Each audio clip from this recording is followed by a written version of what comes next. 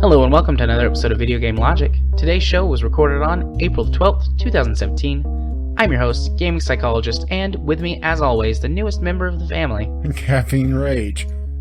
I'm not sure if I'm being adopted or what's going on here. I'm scared. I need an adult. You got inducted tonight. On today's show, we will of course be discussing the games that we played. Gearbox and G2A get together and then break up. Popular gaming payment processor, Xsolla, has started adding a default 18% tip, allegedly. Germany wants to license 24-hour Twitch streamers. Microsoft has started offering refunds on the Xbox and Windows 10 store. AMD says that Fallout VR will be the Mario and Sonic the Hedgehog of virtual reality. We'll have our weekly community corner, which includes Kyle's Fonzie. Hey! And our weekly discovery queue. And timestamps will be in the show notes following their respective topics. How are you today, Rach? Doing all right. How are you? That's the thing. I'm good today. I am swell. Astute listeners will notice that the date that I said is for Wednesday instead of Tuesday. I had something that came up Tuesday night that prevented us from recording. So here we are on a Wednesday. But I am fine. Everything is fine. I'm actually quite happy, as I told you. I've got my big boy desk chair, or my fat boy desk chair, and it is so nice. It's so comfy. The cushions on this thing are so huge because, you know, they're for fat people. But this chair weighs like 1,000,000 pounds. It's all steel instead of plastic, like normal desk chairs, except for the armrests. Those are plastic, but the actual, like, the wheels and the assembly that has that and the cylinder on it for adjusting the height and everything, like all of that is steel. There's no plastic there. So the chair is sturdy, but it weighs probably 65 or 70 pounds. So thankfully it's a wheelie chair. But yeah, it's super comfortable. It is a bit taller than my old chair, so I'm kind of adjusting things. I had to make a makeshift monitor stand out of some books because my monitor was now a good 4 inches too low, and I was sitting at my desk chair earlier, like just staring down at my monitor, and I was like, yeah, this isn't gonna work. This is killing my neck. Because my thought was, well, we're moving soon. I'm gonna have to pack all this up, and I'll put something together for later. But no, I definitely need to buy a monitor stand. I would just mount my monitor directly to the wall, but the new office is those walls are brick, and I mean I could, but I don't really want to. At least with that attitude. So it's a little bit more work to drill holes and mount stuff into a brick wall than it is into sheetrock or into a stud in the wall. So yeah, and we know Jared. He's not going to be doing that much effort. Yeah, we know I'm lazy. Plus, I mean, the new house is fine. I mean, it needs some TLC and it's got a little bit of things that need to be fixed up. And I'm going to have to be doing that for a while, so I don't want to put any effort into fixing my office. I had a thought, and I think I'm going to share this. You're just going to duct tape the monitor to the wall, aren't you? Maybe. I might do that. You'll spring for the Gorilla Tape. Yeah. Then just during a podcast recording, the monitor will get too warm, melt the adhesive, and it'll just fall. You'll hear a massive thunk, and then, damn it. No, I might use books too. I don't know. I mean, I have them, like, I mean, it's not like, monitor stands are not very expensive. Wait, books aren't very adhesive. Oh, there's this thing that one of my friends used to have in college, and it was like a small bookshelf that you just hung to the wall. But the way it was designed, it looked like your books were just like sitting on the wall, like somehow magically just attached to the wall. I would do that. That would be cool. But anyways, monitor stands are not very expensive, and I can just buy one, but we're about to move, and it's like, well, I mean, that's just one more thing that I'm going to have to pack up and take and unpack and packing. I haven't done very much of the packing. Katie and some friends did a bunch of packing today. I got home, and the house, like, it wasn't like a bomb had exploded, but there was stuff laying everywhere. It's like couldn't use the table or the counters or anything because there was stuff laying on them to be packed. So, yay! But I'll be excited when it's all over because we'll have a nice new house and I'll have a nice office and I won't be sitting in my living room anymore. And the big boy desk chair is a nice touch too.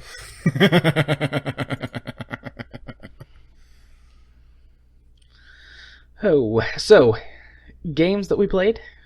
Yeah, I guess we could talk about some video games on a video game podcast, huh? Yep. But I'm going to save the game that you really want to hear me talk about for second. Because I'm evil like that. Let's talk about the game that I spent some time with and found rather blah. Guardians of Ember. Okay. If you were to lock a fairly generic MMO and Diablo in a room together and with a lot of Viagra, because let's face it, the generic MMO is not that attractive, then I think you would end up with Guardians of Ember, because it wants to be Diablo, but it's a generic MMO with a Diablo camera and a few Diablo mechanics on it. It's set in your typical fantasy world. I'll be perfectly honest, I did not get past the opening area because it doesn't handle all that well. But anyway, it has its typical fantasy races. You have human, you have elf, you have dwarf, and then you have 9-year-old. Really? Or whatever the fourth race that they're calling it. I'll be perfectly honest. I was looking at the character creation screen and I was clicking through the races. It's like, that looks like a fucking 9-year-old. Well, not literally a fucking 9-year-old, because, well, that's would be banned in a lot of I'm gonna have to report you to Child Protective Services now. I'm a mandatory reporter, Rage, as a therapist, just so you're aware. Well, all right. Well, moving quickly along from Guardians of Ember, then. I need to talk about this because I will say before you go any further, like even before you started talking, when this opened up, I was like, this looks like a super generic version of Diablo. Yeah, it looks like a lot of the menus and stuff are just copied wholesale from Diablo. No. This is not a Diablo. This wants to be Diablo. One day when it leaves early access, it aspires to try to be Diablo, but it's a shitty MMO. One thing that is huge about ARPG is movement. Being able to have a smooth movement, no matter if you do it via click interface or with the WADS keys like this does, it comes down to how well you can move around things.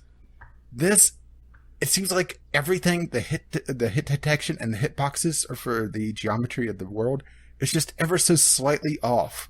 So you're constantly running to these little corners, these little invisible walls, like trying to move around a boulder. You'll hit an invisible wall trying to go around it. And the fact that this is late early access, no. Just no. And that doesn't even get to the fact that I think they never played an ARPG. Now, granted, I'll be the first one to admit, I'm not an expert in ARPGs. I played, I think, 4 or 5 of them at this point. But okay, they have leashing in this game.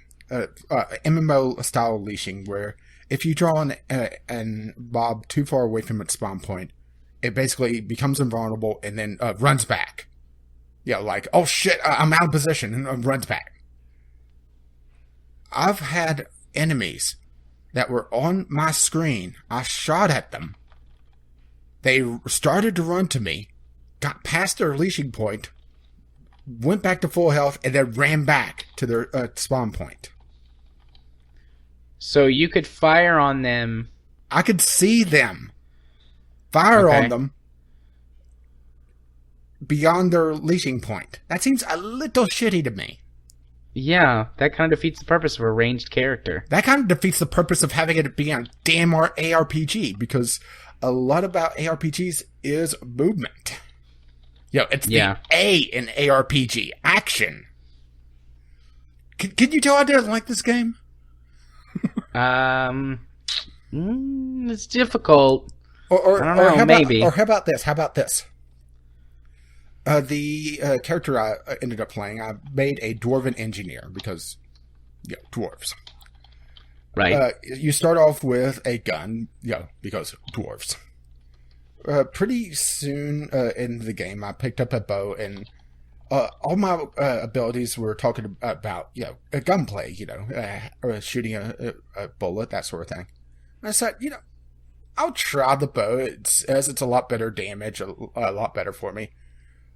And maybe it would lock out some of my abilities, but there's enough on to try to swap out. And also, you cannot unlock your last couple of action bars slots yet in the early access version of this. You only have access to 4 of the 6, which is also very shitty, I might add.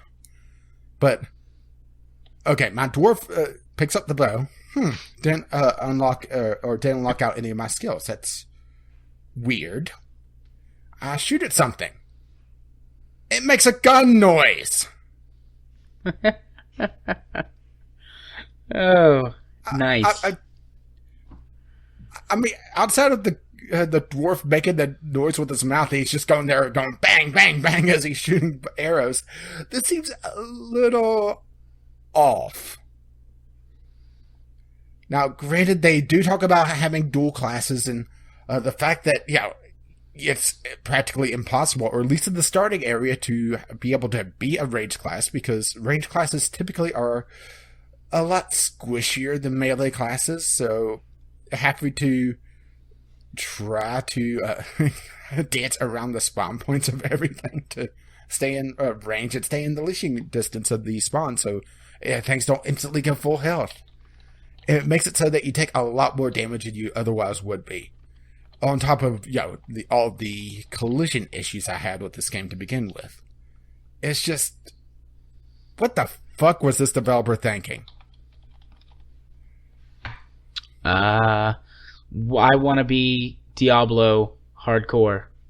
Well, just I'm on the store page and I'm looking at just the string of not recommendeds, and I wholeheartedly agree. I mean, I don't. This isn't. These aren't my types of things. Yeah, I've realized that this is definitely this looks not your so game. Like generic and whatever. I'm just like, okay, that's cool. Maybe somebody will like it, but probably not me. If it was like a free-to-play game, I'd probably check it out, because, I mean, I do, even though it is pretty generic, I think it's going to go free-to-play, maybe, hang on, I need to actually check on that, because, no, it doesn't mention that, and here's the thing, is that, they talk about, having the community do a lot of stuff together, and there's nobody fucking playing this game. I saw 2 people in the opening area. 2. And one of them was just there fishing, and they had godlike armor, or at least it looked like godlike armor, because this is a fantasy game. So as soon as you get to the upper tier stuff, you start having this. You get massive pauldrons. Yeah, massive pauldrons, wings, oars coming off of you like you're in the first Star Trek movie. Nice. But wasn't a fan of this.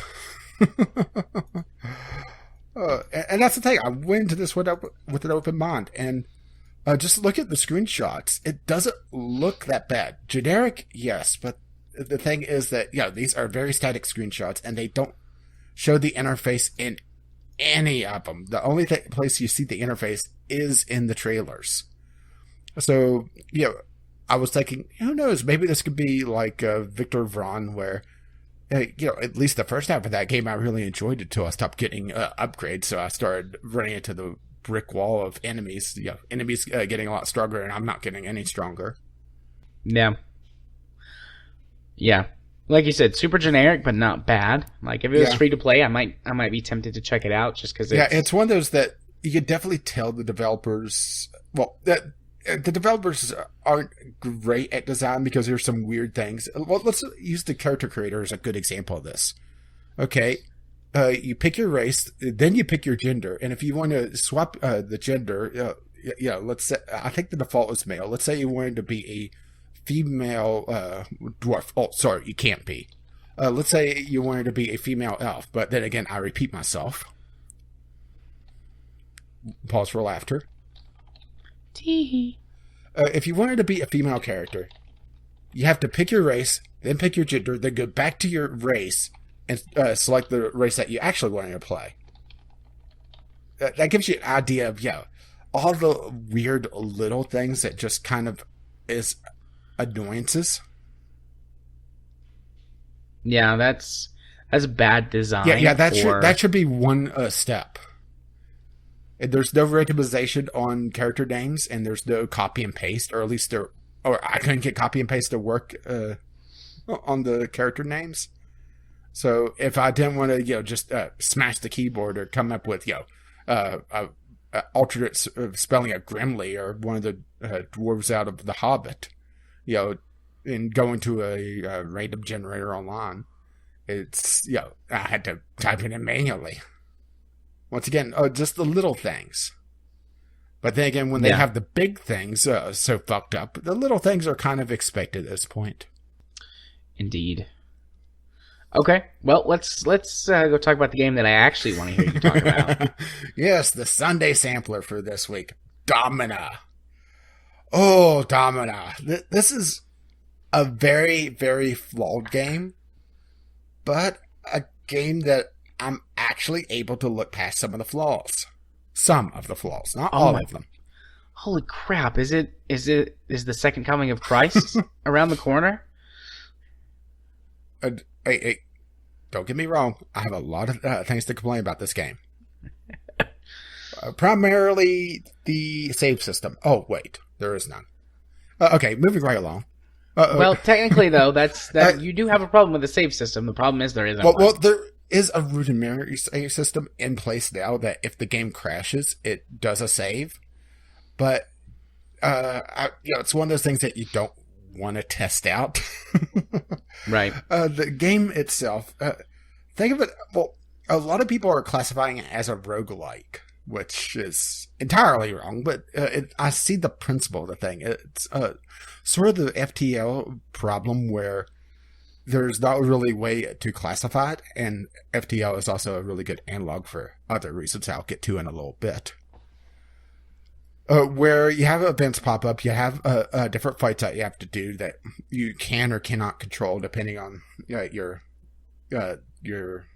research that you do, because you can treat it like a fighting game, but the thing is that so many fights are multi-gladiator, 2 or more on each side, that I just end up having it as purely a management game with the AI controlling everything. Yeah. But the problem is that it's very, very basic on that section, where, okay, you could train up the AI skill, which is just a terrible name for it, by the way. AI skill? Yeah, that's literally what they call it in the game. Okay. You could train that up so that they're a smarter fighter, but it doesn't really tell you how that helps. It's more, okay, now, is my guy fighting better because he has a certain skill? Or is it just random chance, confirmation bias almost? But it's one of those things that it doesn't really tell you all that much. It tells you what makes him a better fighter, but when you're not controlling them, but nothing else. There's not a lot of information about it. It's all a lot of try this. Oh, that didn't work out all that well. Well, we'll try a different way on the next run, and each run takes hour and a half, 2 hours, depending on how many fights you pick, because you have a counter that every week or every 2 weeks, depending on just how lucky or unlucky you are, a fight will happen that's sponsored by one of the two major players in the city, the magistrate or the legate. And depending on how much each one of those guys like you, those fights could be either really easy and really generous on their rewards, or try to dick you over as hard as they can. If you pick a fight with both of them and have them absolutely hate you, those fights will be brutally unfair and have just a pittance for rewards. Which there is a way to go into the pits, to a pit fight, essentially underground fights. But those give you a lot less information to try to figure out. So you're just blindly throwing gladiators in and hoping, well, I hope this guy that I've spent 500 gold coins on in the last half hour's worth of training doesn't die horribly. So there's a lot of systems that you have to try to juggle. I almost want to call it a clicker game because there's just so much that you have to keep track of. And if you're not watching, your employees have a tracker bar on them. You have to keep track of that. And if they're not researching their things, then you're losing out there. You're a researcher. If you're not keeping up on that, you're losing out there. If you don't have someone that automatically heals, you have to go through for each gladiator and pay to have them healed. And you're losing out there if you don't, because your gladiators are injured and that pisses them off and then they want to leave you. But there is tools that if you pick the right employees, it takes a lot of this burden off of you. But that also locks you into a particular play style, which I kind of dislike. But at the same time, I kind of understand that, if you want a more advanced or a more powerful group of gladiators, you pick a different employee and take on a lot more burden yourself. Right. Okay. So, the save system thing is like a no-go. Like that pretty much that's very, very tough to get past. I fully agree. It's one of those things that Domino would be a game that I would love to have where I would pick it up, play for a little bit, then put it back down. But the thing is that in order to play through this, you have to go through an hour and a half, 2 hours of gameplay. And there is, at the time of recording, no way around that. That is a huge no-go. And just terrible design. Just absolutely terrible. Completely inexcusable. Yeah. But if let's say that they fix it, or, it wasn't an issue in the first place, that they actually weren't morons and put a save system in for the beginning. This game just, on first glance, it looks so interesting. Like, there are so few good gladiator games anymore. But that's the thing. I am, absolutely railing on this game because of how ambiguous it can be. But if you're going into this and treating it almost like the roguelite, that a lot of people are calling it, where it's, the mystery is trying to figure it out and toy around with different systems. Finding out, okay, training up my gladiators till they have about a 60, 65 AI skill, then bringing them down and letting them train up their other skills works a lot better than training them up to 100 because they're a lot stronger fighters, even if they're a little bit dumber. And the thing is that AI skill also gains as they fight, so if they win or if they survive a battle, they get a little bit AI skill as well. Because, that's... They should have called that combat prowess, or something like that. Yeah. I guess, have you ever played Gladius? No, I hadn't. It's an older gladiator game. It was in the early 2000s. It was on original Xbox, PS2, might have been on GameCube. But I guess I was really hoping that this would be Gladius, which Gladius was a turn-based, or something like it, a turn-based gladiator-style game, and you trained up your gladiators, and you could outfit them and train them, and there were different classes, and you could get animals as well to fight on your team, like tigers. You can get an animal on this. It's part of a random event, though, and the thing is that it's essentially a gladiator that you can't heal. So I usually just, if I have Raymond the Ludus to support it, I'll take it into the pit fights and get a few quick bucks out of it, and that's about it, because the line can turn on you. Oh, fun. I guess I should. and also there's obstacles that also you could encounter where there may be lines in the arena, and if your guy rolls too close to him, the line could break its chain and maul you. And the lines are pretty much instant death, and unless your guy is very, very well armored. Yeah, maybe I should just get an emulator of Gladius. Like, I actually used to play lots of different Gladiator games, like the Colosseum series. I played that. I'm not sure how many games are in the Colosseum series. I remember playing a few. Then there's the Gladiator series, which I think was on PSP and PlayStation 2 that I've played. Like, I just had this point in time in my life where I was really fascinated with gladiatorial stuff. But you watched Spartacus, Blood, Sand, and Saul. The Dix is like, oh yeah, Spartacus and wasn't the movie just called Gladiator? Yep. Yeah, Gladiator. Like, I saw those and it was like, oh wow, this is really cool. Are there games? Okay, for this? okay, Yes, there are. I should play them. I'm gonna sell this game to you. Okay. One of the opening pieces of leg armor that you get is called a cock sheath. Nice. And there's actually a couple different types of cock sheath. You could get a large black leather studded cock sheath. Yes. All right. That still, though, doesn't make up for the lack of the save system. So, if they fix that, I probably will buy this game. But I'm not going to buy it without a save system. For me, it mostly makes up for it. Well, the music of this game is fucking awesome. I mean, just amazingly well done. And that is probably the highlight for me, is the music. Mm-hmm. Just that, and also it has Twitch integration, which I've watched a few streams of this. I watched, well, not just TV play it before I played it, which kind of gave me a lot of my impressions on it to begin with. Yeah. Because a lot of it is seeing what certain things do and what certain things don't do. But also toying around with it, it allowed me to refine some feelings on this game. But the Twitch integration is really neat, where it could make the Twitch chat basically the crowd in the gladiatorial games, where people will be able to cheer or boo to affect just how much money you get. And also, if a gladiator surrenders, which is a possibility pretty early in the game, the Twitch chat decides if they live or die.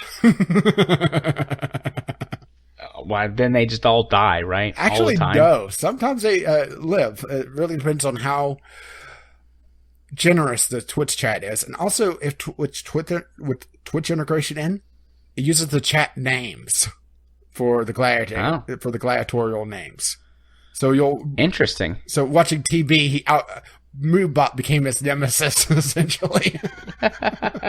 Because he kept coming up against this really strong gladiator named after the moderator bot that he uses, called Moobot. That's funny. It was amazing. And just watching everybody cheer for whoever was trying to fight Moobot, and then whenever they surrendered, sometimes they were merciful, sometimes they weren't. But it was it's one of those games that the Twitch integration is done really, really well. But should I talk about my biggest pet peeve with this game? All right. Because I haven't gotten to that yet. It pulls the FTL bullshit of a massive difficulty spike at the end. Oh. But it's not just that. I mean, that I could understand. That's pretty much standard now with this type of game. The sort of the roguelite, with other elements, having a massive boss at the end of whatever journey or timer or whatever. That's pretty much just bog standard at this point. That's not what really pissed me off. What really pissed me off with this game, and I'm not going to spoil, or should I spoil this or should I not? You can. It's okay. Okay. If you want to have the ending of this not spoiled for you, skip, I would say, probably about the next 10 minutes. Okay.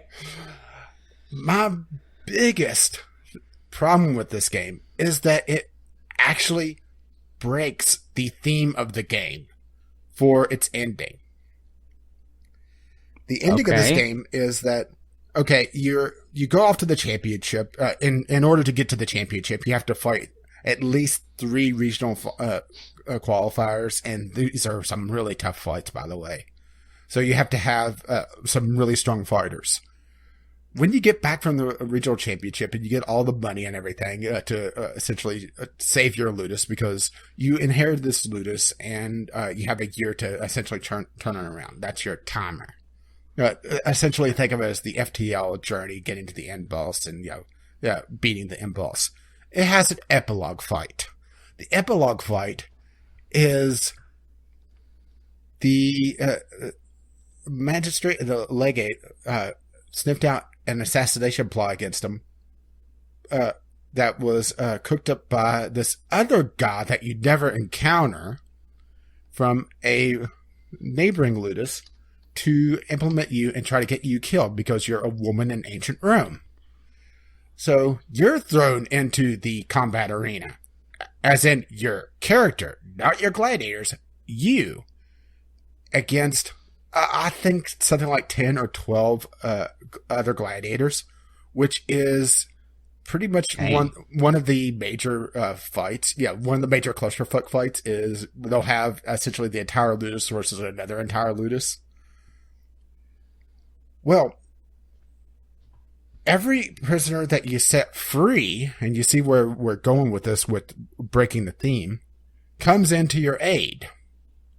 So in order to even stand a fucking chance in this fight, you have to set free before the end battle, I might add, which is insanely tough, some of your better, if not best fighters, to even have a chance to win the game, which just completely breaks the theme of it.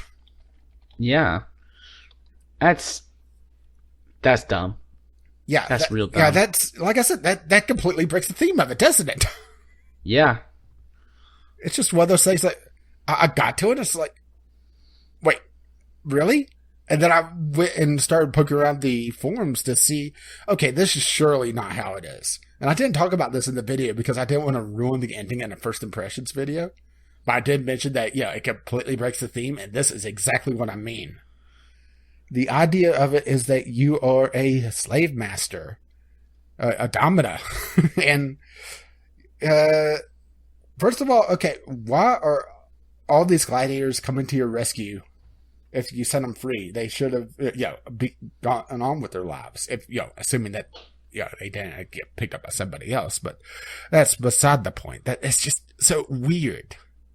It's like the developer got to the ending and thought that it felt anticlimactic almost, and had this epilogue fight, which makes very little sense. Yeah. That just, I mean, it doesn't kill it for me. Sucks. It is a good management game, but it's one of those things that, really? Yeah. Okay, I may have not gone on quite as long as I thought I would, but yeah, I'm just really disappointed with how they decided to end it. And the fact that it's one of those games that has the, hugely massive boss fight to begin with, because it's just, can we stop doing this? Stop doing what exactly? These essentially brick wall boss fights at the end of management or roguelite games. It just makes really little sense to have this absolutely massive fight. Or I should say this massive difficulty spike. Having a massive fight is one thing. Having a massive difficulty spike is another. Because that's what really turns me off of FTL, is that it really forces you to play one, maybe 2 ways in order to get the final boss down. And if you don't, you're pretty much screwed whenever you come up against that fight. Yeah. And that's why I think the correlation between FTL and Domina is very apt, because it suffers from the same exact problem.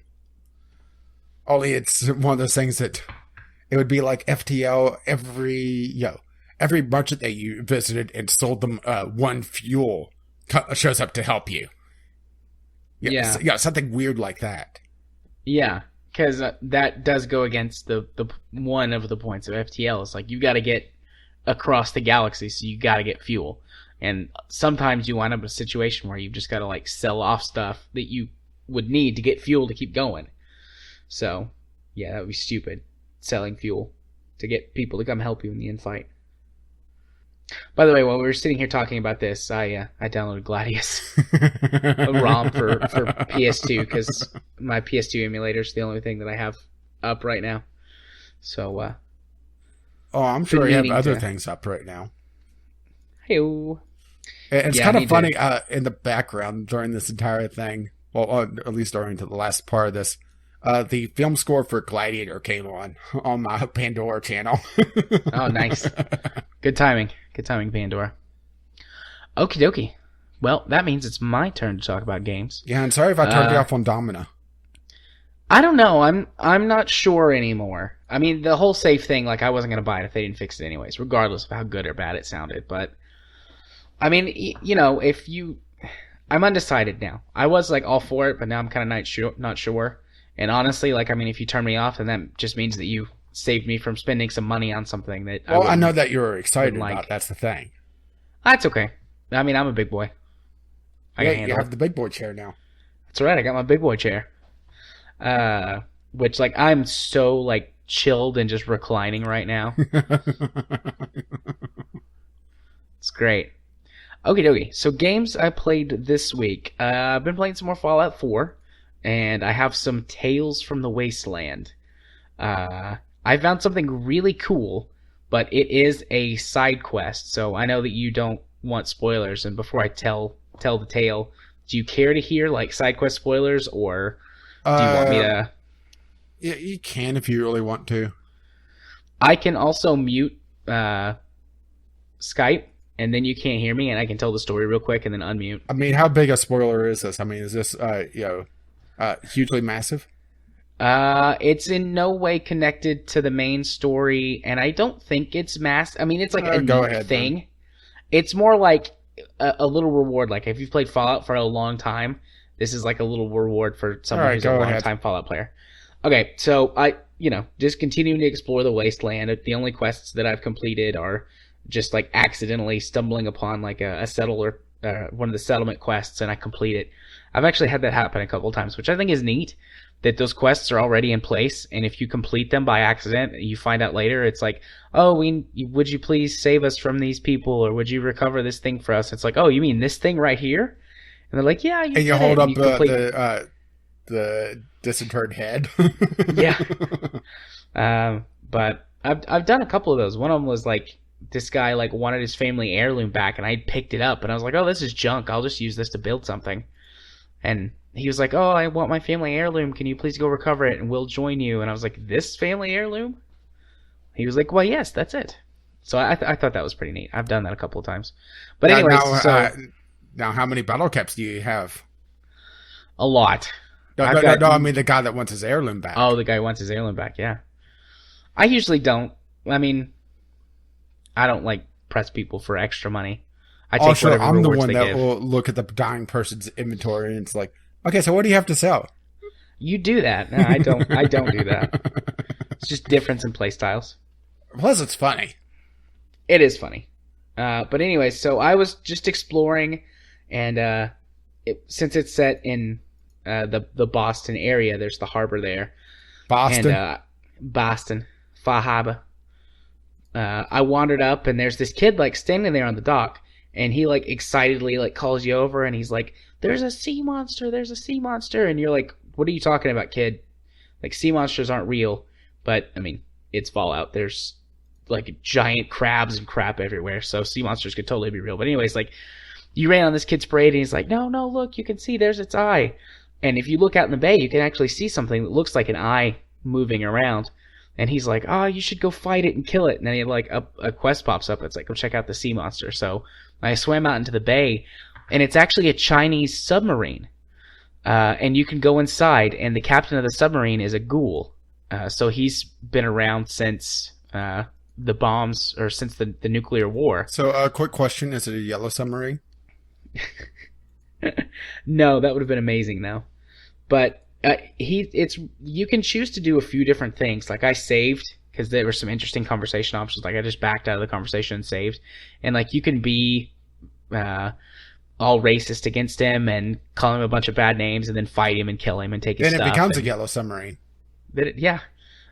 Or you can he has a quest and you can complete this quest for him to basically fix his submarine so that he can sail back to China and see what's left of his homeland, because he knows that the United States also nuked China, and in the Fallout storyline, the United States was invading mainland China, and that's what triggered them to decide to go ahead and nuke the U.S. And I just thought that was really cool. Like, here's a submarine with a Chinese character who also was around before the war, and in Fallout 4, your character served in the army. Dude, spoilers. I'm That's joking. like- I'm joking. Okay, but it's like, so it's like from one army person to another, and you can talk to him about some pre-war stuff, and it's just a really neat little quest line. He has you go hunt some things to repair his sub, and you have to fix the reactor, and you can sabotage the reactor so that the sub blows up, or you can mess that up and blow up the sub with you still on it. But if you complete the quest all the way, he thanks you for showing that humans can be better than they once were and all that sort of stuff. And then he gives you this homing beacon that you can use to call in tactical nuclear strikes, because apparently he still has a whole bunch of nukes on board that he didn't use. And he doesn't have anything else better to do right now. He's like, yeah, I'm going to sail back to China, but I'll be here for a little while. If I'm still in the area, just call this in and I'll send in a tactical nuke. And it's like, all right, I'll call in a tactical nuke. But I just thought that was a really neat quest line that I felt like was a good reward for people who had played previous Fallout games. Now I'm just thinking, what was it? The X Finder in New Vegas. Essentially the same idea. Yeah. Yeah. Oh, I just love stuff that like was a that. fun little gadget.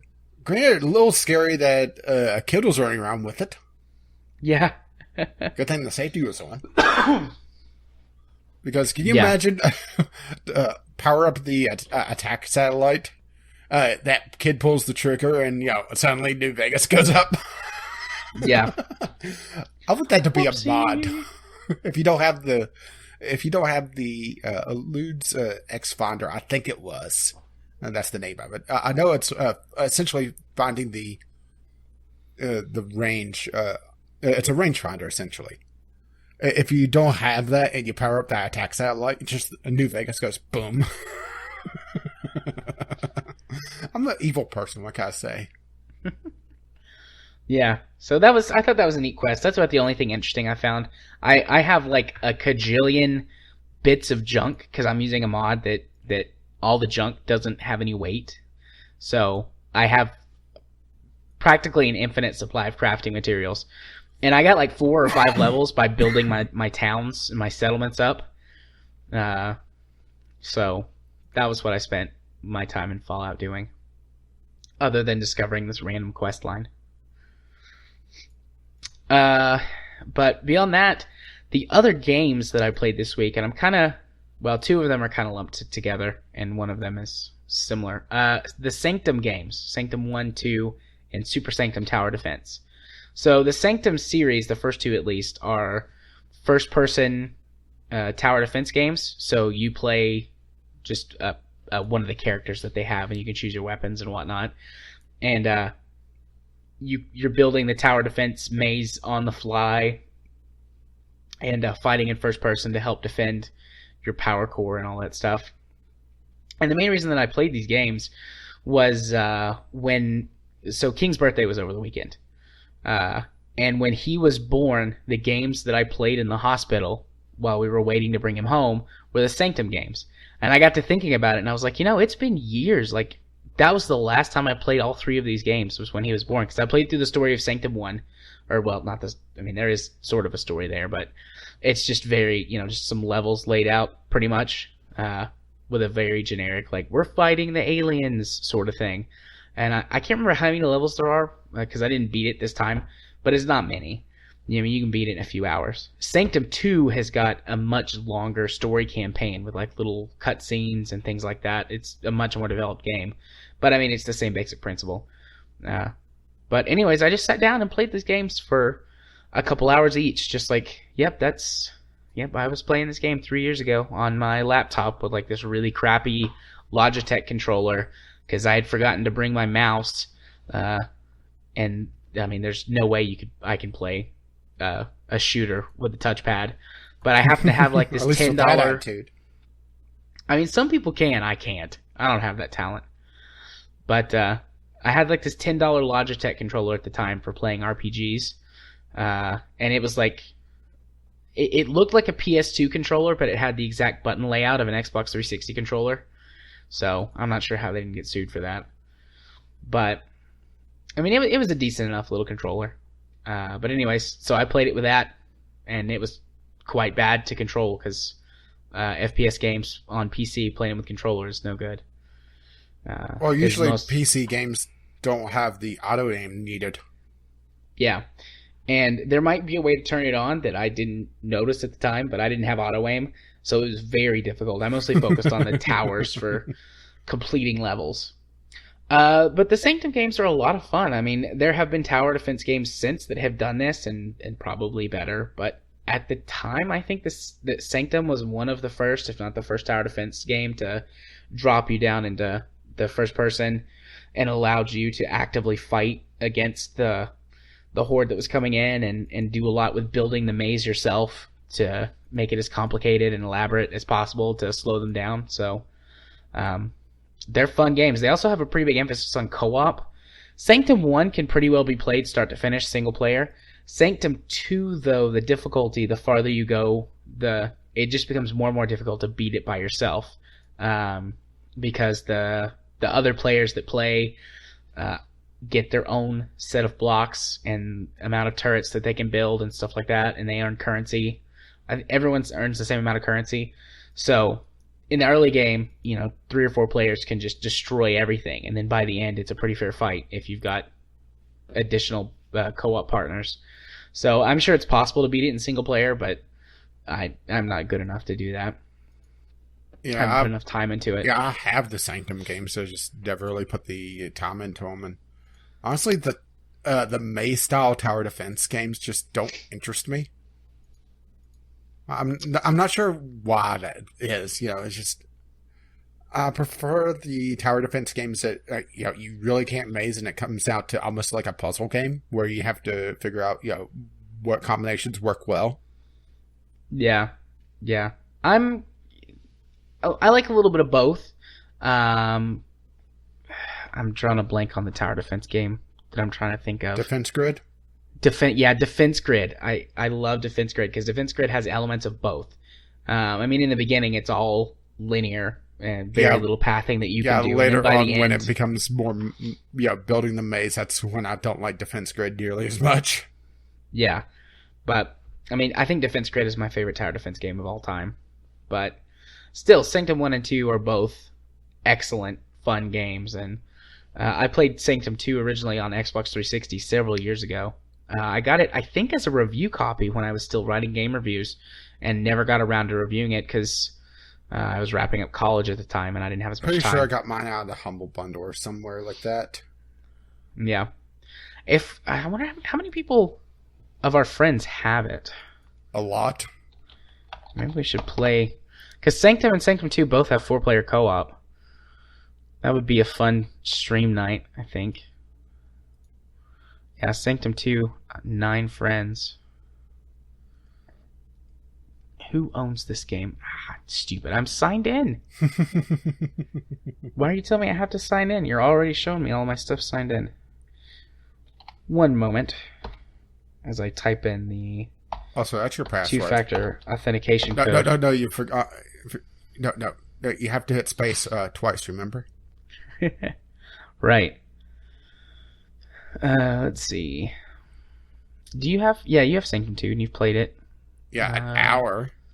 Supe has it. Supe has it. Your uncle. So yeah, a few of us have it. Let's see if more people have Sanctum 1. And welcome to the library checking portion of the podcast. Yeah. There's very few differences between Sanctum 1 and 2, aside from Sanctum 2 having a little bit more of a story focus. And the characters are each a little more distinct. I mean, you can pick from different weapons and characters in both games, but characters in Sanctum 2 get bonuses for certain weapons and things like that. So you can So it's sort of mix and the match a little reverse more. Borderlands, where the weapons that you picked mattered in Borderlands 1. Borderlands 2, pick ever what the fuck you want. Yeah, in Sanctum 1, you can just pick whatever weapon works best for you, or is going to fit. Because, I mean, certain weapons are better against certain enemy types, and so it might be prudent to take a certain weapon for a certain map. But and in Sanctum 2, there's also some RPG elements where that you can level up the specific characters to get bonuses for, weapons and turrets and stuff like that. So it's got a lot more of an RPG feel to it. But otherwise, I mean, the gameplay and everything is identical, and they look pretty identical as well. They're probably built in the same engine. There's about the same amount of people who have Sanctum 1 and 2. But if it comes up on a good sale, I might buy a couple of copies and pass them out to our friends, and we can all play some good old first-person tower defense. And then Super Sanctum Tower Defense, which I haven't talked about yet, is a kind of an 8-bit pixel arty style tower defense game, and it's a classic tower defense game where all you're doing is building towers. And it also has a huge focus on the maze aspect, but not quite so much. At least for as far as I've gotten. I haven't gotten as far in it. But, I mean, it's just kind of your classic tower defense game, so there's not a ton else to say about it other than, I mean, everything's themed like the other Sanctum games. So, it's fun. It's a lot cheaper, too. It's like, I think it's $4. It's like 100 megabytes or something like that. And it'll run on a potato.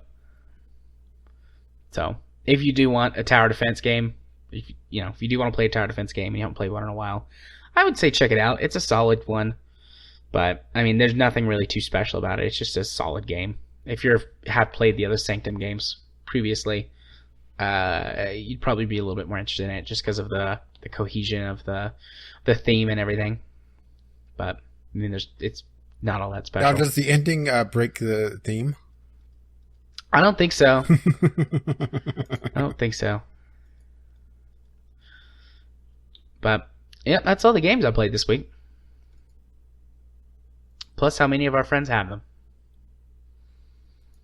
So, are you ready to move on to our first news topic? I think so. What, you don't need to hit the elevator? I'm good right now. I'm surprised. I haven't drank very much of either of my beverages, actually. Oh, well, let's get into the deep into things then. Oh, boy. Yeah. We started recording early tonight, so I'm not like downing caffeinated beverages to give myself a little boost yet. I got maybe another hour before that happens. Oh, my. So, the slap fight between Gearbox and G2A. Yeah, so we're really glad, actually, that we missed this last week. Like, I think this happened on recording night. Yeah, this was happening right as we started recording. A lot of this stuff started to come out, and part of me wishes that I got that large rant in, because I'll be perfectly honest, I don't have a lot of love for Gearbox, and that's not just because I got burnt out on Borderlands. It's the fact that they haven't really done a good game since Borderlands 2. And yes, I am including Bulletstorm's re-release on that. Have you, just a quick aside, have you played Bulletstorm before? No, I didn't get to play Bulletstorm. Okay. Because I avoided it like the plague due to Game Show Does Live, and can't play the old version now because they removed it from Steam. Because Gearbox, they are a bunch of dicks. So, it's more just the enemy of my enemy. Right. Watching these two fight was quite glorious, I might add. I played Bulletstorm. I had it for Xbox 360 several years ago. It's a really fun FPS that doesn't take itself too seriously, and it's got good, solid gameplay mechanics, like really good FPS gameplay mechanics. I think on par with Wolfenstein. But, I mean, it's got some bad parts to it, too. It's not like a perfect game. It's just a good, solid, offline single-player first-person shooter. From what I could see, it's a good game that, if you don't mind, something that's just utterly brainless. Yeah. That's a good way to look at it. The humor's all right the first time through. A lot of it's super crude and not well thought out. Which is But probably the perfect reason why Duke is involved in the re-release. yeah, we'll talk about that though. Yeah. So let's. Do you want to just give kind of a general overview of Let's what do happened? the general overview of things, and we'll start breaking things down. Basically, Gearbox decided that they wanted to get in bed with the devil and release the collector's edition of, or the whatever, what was it, the fully loaded version or whatever, of Bulletstorm through, distribute through G2A, a key reseller. A matter of fact, the biggest of the key resellers. Right? Yep. Kind of the entry level key reseller. Yeah, like then the one that everybody knows about. Then Total except Biscuit for sees this, Gearbox. Announces a boycott of Gearbox. Gearbox calls Total Biscuit. It's like, what's up, dude? Why mad, bro? Why you mad, bro? Because I guess they didn't use Google when they were signing this business deal, because it's utterly ridiculous that they don't know who G2A is and the reputation that this company has. Like, there's no excuse. No. So, Total Biscuit and Gearbox have a little talk. Gearbox lays down an ultimatum of, 4 points that G2A had to adhere to keep the business deal. Yep. G2A pulls a Hello Games and goes radio silent. Gearbox pulls out of the deal. Then G2A decides, let's not let this die, and starts owing some mud. Oh boy. Yep. I'm not sure there's not enough popcorn in the world for this story, to be perfectly honest. Only if Sean Murray or Peter Molyneux was in the middle of this as well. That's the only way that would be better. Yeah. More laughable. So where do we even start with this? Because this is one of those that you look at just the train wreck the story is. So sorry, go ahead. And from any angle, you just see more mangled bodies, and I have no idea where to even approach this from. Well, I want to start a point that I want to make, and then maybe we can just work our way through the points. But so about the whole Gearbox didn't know about G2A Bullshit. or whatever. I think, and I'm not making an excuse, but I think what happened there is that the people who know stuff were not the people who made the decision. The people who controlled the money were the people who made the decision. And so probably people on the dev teams. I could see that where the suits were the ones that then essentially the investors were the ones that I was like, oh, this seems like a really great business deal, and they don't bother. But the thing is that there's no way that Gearbox didn't have some inkling what they were getting into. Yeah, and I mean that's not an excuse. I'm not excusing their behavior, but they may have had pressure. pressure. What happened there. They may have been pressured into this, but them saying that, oh, we had no idea. Bullshit. Fucking bullshit. Own up to your fucking mistake. Yeah. Yeah, they should. They won't, but they should. I do want to commend them. But then again, this is Gearbox. They're not going to own up to their mistakes. Gearbox is a company that is fucking shady to begin with. And this was a part of the rant that I was wanting to do last week after seeing that I missed this, is that Gearbox is not really embezzled, but kind of siphoned money off of other projects to fund, Borderlands 2 for one. So, it's a company that I could definitely see in bed with G2A. Yeah. I do want to commend them, though. Like, I have some problems with the way that they sort of went through this process, but Yeah, I'm yeah, I glad do. that they reached out to Total Biscuit and listened to him, and then came up with a sort of solution. And then not only did they come up with the solution, they followed through when Yeah, I do G2A have to. didn't Yeah, I respond. do have to commend them on that, and they got a little bit of respect back. Granted, my respect for him, like I said, is very low to begin with. So it's a very low bump on the radar, but it is up a little bit for him. What it Yeah. sounds a lot sexier than what it actually is, though. But still, Wink. Um, but so the problem that I have with the way that they went about this is that they basically made TB do all of their legwork for them, which I mean, Total Biscuit has. I don't know how long. It feels like years worth of evidence that he's built up against G2A, and he's been speaking out against them for a long time. So it probably wasn't too much work on his part, but still, it's like they should have done their own research to corroborate with TB's. yeah, it's just one of those things that okay, even if it isn't this the isn't the developers or that's making the call here, it's the suits, the ones in power, essentially the publishing arm of Gearbox, because I think this is essentially self-published by them. They just did they did the legwork in their development section and essentially self-published it. Even if the publisher portion of Gearbox was the one behind this, do your damn research. Yeah. I mean, it would take less than 5 minutes to, on Google, look around and see just the reputation this company has. And you have to have your head far, far, far up your ass to think that this isn't going to cause a blowback. Yeah.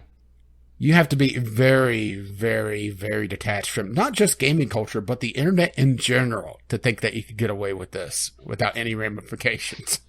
Yeah, the days of making backdoor business deals, by and large, are gone. Just because so much stuff winds up online, and big things like this pretty much have to be announced publicly, and you can't hide it. Like, people find this stuff, so I don't know what they were. This was so removed from internet culture. I would almost think that Nintendo was behind it. I don't think I would fault you too much for thinking that. So I want to know what you think about TB having this much influence and sort of I will say that power might be the wrong word, but I mean, no, don't get me wrong. I do like Total Biscuit, but it is a little scary that one individual is this powerful in the industry. yeah, yeah. I mean, I also love TB, and honestly, if anybody's gonna have that power, I think he's probably one of the best ones Yeah, to he have does it. tend to support the consumer, but the thing is that TB has had a few times where he's gone on rants Yeah, and lashed out at people. yeah. I think that that's happening less and less though as he gets older, because I mean, TB is only in his late 20s or early 30s. Yeah, yeah, thereabouts. He's talked about that a bit in the last couple of Yeah, years. even though he And looks after a going through lot all this older. cancer That's stuff. the thing. He looks a lot older because he went bald early. Yeah, that, and I'm sure the cancer treatments haven't helped that his appearance. But Yeah, true. he's talked about that at length a couple of times because he doesn't do it very often, but he used to put up little one-off audio stuff on his SoundCloud that would get pushed out to the co-optional podcast feed. Yeah. And he's talked about that at length. Like, I used to do all of these things. I'm just as guilty as some of the rest of them, but I hope I've learned my lesson. And I have people to help manage me now whenever I get angry. Yeah, that's the to thing is that tell me not to tweet and things like that. yeah, So yeah. Here's the thing is that I realize we're horribly, horribly off topic because we are focusing on Total Biscuit, but this is kind of the thing that I think that the internet is kind of shining a light on individual people almost too much, where you have it where one person, well, let's Okay. Let's talk a little bit about PewDiePie, where he had the whole controversy around him and was getting hit pieces from essentially, well, now it's old media, but the new media, online blogs, because really new media now is Twitch and YouTube, at least for gaming. Yeah. And they were just getting hit. He was getting hit pieces from the gaming sites because he fucked up. I'm not supporting him on this because he did fuck up, but at the same time, it's one of those things that he is also has, what is it, he's well over 50 million followers now on, or subscribers on YouTube, and however many he has on Twitch now, because he's doing a Twitch show now weekly. And it's, one person, it's very easy to fuck up because you have to build that team around yourself, and some people just don't do it, like TB didn't for years. Yeah. So having that much power on someone that doesn't have the supporting staff around them is very, very dangerous, because it could cause, well, it has caused lynch mobs. Yeah. Well, it's also in the show notes where he had to essentially call people back on lynching every person that, or every developer that has any association with G2A, because they are essentially strong-armed into their protection racket. Yeah. Yeah, he released, I think it was like a 15-minute audio. Yeah, Cool Your Jets, Yeah. SoundCloud. And I think he also put it on his YouTube thing, YouTube channel. Boy, that almost sounded like spicy there. He put it on the YouTubes there. It's up on the YouTubes, don't you know? But yeah, he was telling people, like you said, like, hey, stop going after all of these developers. I don't go after these little guys because, they can't put up a fight. And so, it's easier for them to just join the racket and put up with it and get something rather than nothing. And that's the thing, is that I'm not sure if I entirely agree with that, but I'm not a game developer, so I don't have the full picture there. I don't know, if they didn't do this, that their studio would close down because they wouldn't have the money. I don't know. That's why I'm very leery about it. But the big fish doing this, that's a completely different thing. Yeah. And honestly, where the power lies is with the consumer on this. If people wouldn't fucking use these sites, it wouldn't matter. They would shut down. Yeah. And hopefully nobody in our audience is breaking the commandment, thou shalt not use gray market key sites. Otherwise, we send Jared over to give you a spanking. Wink. Unless you were into that sort of thing, then we won't. Yeah, we'll send Rage. Yeah, because I would be so delightful for that. Absolutely. So, anyways, like I was about to say, Gearbox is not like a massive publisher developer, but they are, AAA level. This is bound at least for to now. have some... I mean, the course Gearbox has been going, I wanted to downgrade them to AA. Because, yeah, fair enough, but they're still doing all right for now. So, well, Battle's Stillborn. Yeah, but I mean, almost said Fallout. Borderlands has made them, I'm sure, tons of money. I still think Borderlands was a fluke for them. I really do. I mean, it may be, but because I'm just looking at the rest of Gearbox's list of games, and they haven't done really anything even close to the level of Borderlands. Yeah. Well, regardless, though, they're still a big company, and this is bound to have a negative impact on G2A. I would be amazed if they didn't start having some serious blowback from other developers that are with them. Maybe not necessarily like the really little indie guys, but sort of any AA's that have got contracts with them, or the larger indie studios that do. Hopefully, well, not, yeah, hopefully they have some negative consequences from this. I would be a little more okay with G2A if they basically did everything that Gearbox had outlined to them, which was, let's see, their shield with like their fraud protection is free instead of a paid subscription service.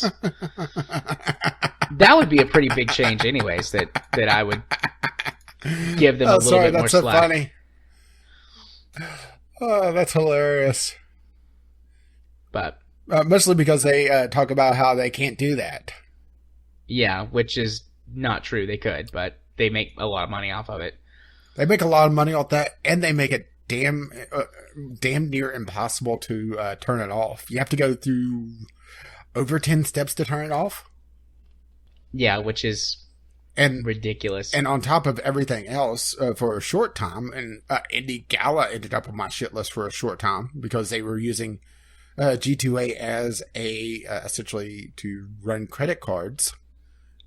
G2A set it up so that if you ran a purchase through them while they were servicing Indie Gala, Shield got turned on. Oh. And it was the default thing. And you could turn it off when you were doing the transaction. But it was default on. And the check mark for it was a check mark. You had to click the shield to disable the shield. And that's terrible. And it didn't look like a check mark. It just looked like a standard icon, you know? That makes me even more upset at G2A than I already am constantly. Why do you think Indie Gala ended up on my shit list for a while because of it? Somehow, actually, I had to deal with Shield. I don't know how, but G2A Shield started charging my PayPal account at one point, like last year. And it probably was, I bought a few bundles. Indie Gala, it has to be. It must have been, I don't remember, but it got turned on, and I noticed, like, where is this, like, $1 and something going every month? Because I didn't notice it for, like, I don't know, 2 or 3 months. And I had to go through this huge process and talk to multiple representatives. And I finally got it turned off, and then I ran all of those charges through PayPal's fraudulent protection and got it all back. I mean, it was like $5. You just learned the spanking from me. Yeah. It was like $5. You know, like, not the end of the world. It's the principle of the thing. It was like, I'm going to go through this process. It probably is going to take me longer than, like my time would be worth more than $5, but it's just the principle of it. And I got that $5 back. And more, it's not, from them. It's taking the money from them. That's thing. Right. Yeah. It's not so much you're getting your money back, you're taking the money from them. Yeah. Yeah, but I bought, it must have been Indie Gala, because I bought like a train bundle that they had. That had like Sid-Meier's Railroads and a whole bunch of other stuff. Yeah, I think that was about the timing was when Indie Gala had it. Yeah, so that must have been. And that's the thing, is that I can't blame you for that, because I saw people highlighting this and was talking about, okay, well, here's the checkmark to turn it off, and you click the icon of a shield. That's not a standard thing. Yeah. It's designed to be completely scummy. It's to trick people into paying this extra $1 a month for a service that they obviously don't need, because they're not using your site. They're using you as a payment processor. Yep. I mean, this isn't a tip. Highlight for next. Is that a segue? For later. No. Although that's not our next news topic. Yeah, we're not doing that for a while. Actually, no, they are next on the list. Yeah, but we're not done with this because So okay, yeah, let's try and get back on topic. What's the next order of business in this whole ordeal that you want to bring up? G2A accuses Gearbox of defamatory statements. Because then, after Gearbox leaves this entire business deal, the key seller claims that they've already been doing everything Gearbox wants. Which they haven't. Oh, let's see if I can find any delicious quotes from here. Okay. I won't do the condescending voice, because honestly, this makes me roll my eyes to begin with. It all began with a few negative reactions from some YouTubers, and in particular, John Total Biscuit Bain. I love that they use his full name, by the way. Yeah.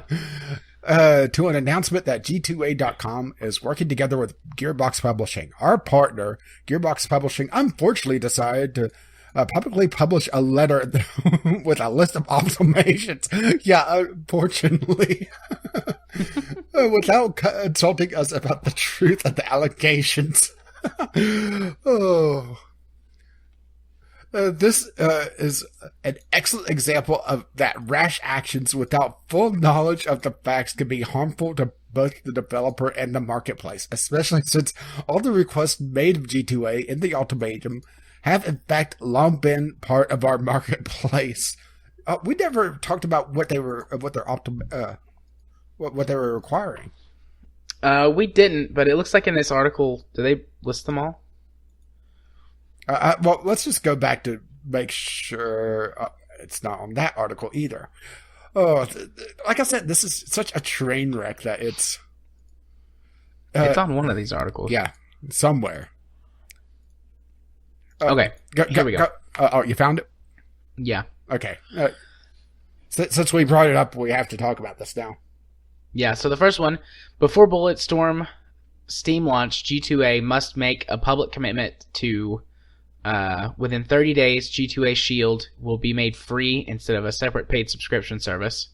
Yeah, which there's no way that they would have done that. That makes them far, far too much money. Yeah. The second one, within 90 days... Yeah, well, I want to talk a little bit about their Shield. Their Shield is essentially their protection racket for keys. You know, if you get a key that is stolen that gets revoked, they'll give you another one. That's pretty much what Shield is, right? Yeah. And they set it at such a low price that, it's one of those, well, you didn't notice it for months. Yeah, I didn't notice it, like I said, for, 3 or 4 months. It's $1 a month. It's one of those, it's at that impulse price. It's like, of course I want to be protected for $1 a month. Why wouldn't I be? I'm using this site a lot.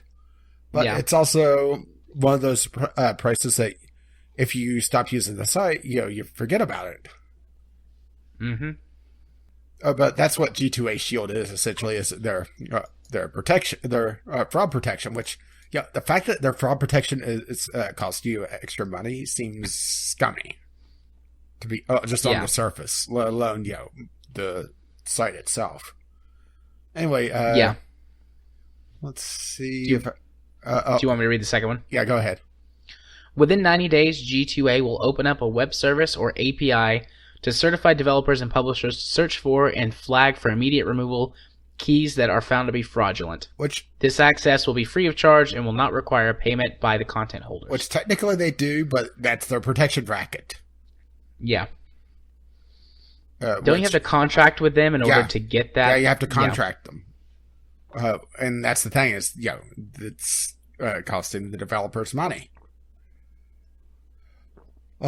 Which, once again, is where they're trying to, Gearbox is trying to lean on G2A after being called out. That's the thing, is that it's one thing to do it, but it's another thing post facto to try to lean on them. That shouldn't have happened in the first place. Let's be perfectly honest. No, it shouldn't have. Do you want me to read the third one now? Yeah, go ahead. Within 60 days, implement throttling for non-certified developers and publishers at the title, user ID, and account payable levels for fraud flagging process. This is to protect content providers from having large quantities of stolen goods flipped on G2A before they can be flagged. Once again, it should be in there to begin with. And the thing is that G2A talks a lot about, we obviously look for stolen keys. No, they don't. There's been so many accounts of people having what they confirm is a stolen key. Put it on the site, and it's immediately verified. Yeah. So, before we go any farther, we may have said this before, I don't remember, but I don't have a problem with a site designed to allow people to resell or, just sell digital copies of games. I think that it's important in order to help users to continue to maintain ownership of their goods, that they have a digital marketplace to trade them. Well, my biggest problem with it, outside of the stolen goods portion of it is it will dramatically impact sites like Humble Bundle, Yeah. where a lot of bundles for Humble Bundle consolidate their bundles down to one key now because people were selling the excess keys. Yeah. But I mean, still, yeah, I think people should be allowed to do that. Yeah. And a site that actually puts in these proper protections and just makes them part of it, like, hey, we want this to be as safe and secure a marketplace as possible. If Humble Bundle had the way of telling G2A, okay, these are charity keys, we don't want these to be resold, and have it part of the transaction that they don't go on another site, which, granted, yeah, that's not going to happen because, yeah, where there's a will, there's a way. There's always going to be a market for these things. Yeah. But yeah, this is the big fish. It's the Gearbox problem. It's we're going after Gearbox because they're the big fish dealing with G2A. Well, G2A is the big fish in that rather murky, polluted pool that's the dark side of the games industry, really, or at least on PC. Yeah, but if there was a site that had all the proper protections and everything for it, I'd be all for them. But as far as I know, there isn't one, and G2A is just a dumpster fire. Well, if I recall correctly, my first time I encountered G2A, or if it's not G2A, it's another keymailer, or not keymailer. Keymailer is a site that I use for review copies. They're a good site. Mm-hmm. Another key seller site where they their mascot was a guy in a trench coat, like he's selling watches. They know, or at least the site knew what they were dealing with. Yeah, what they were doing. Kingwin is the only other big name one that I know. Yeah, I'm not sure if it was G2A or Kingwin or someone else, but I remember seeing them. This was a DayZ Battle Royale stream. Before Battle Royale games became the new thing, and every independent game became either a survival game or a Battle Royale game. This was when DayZ was still a mod. Right. I saw the ads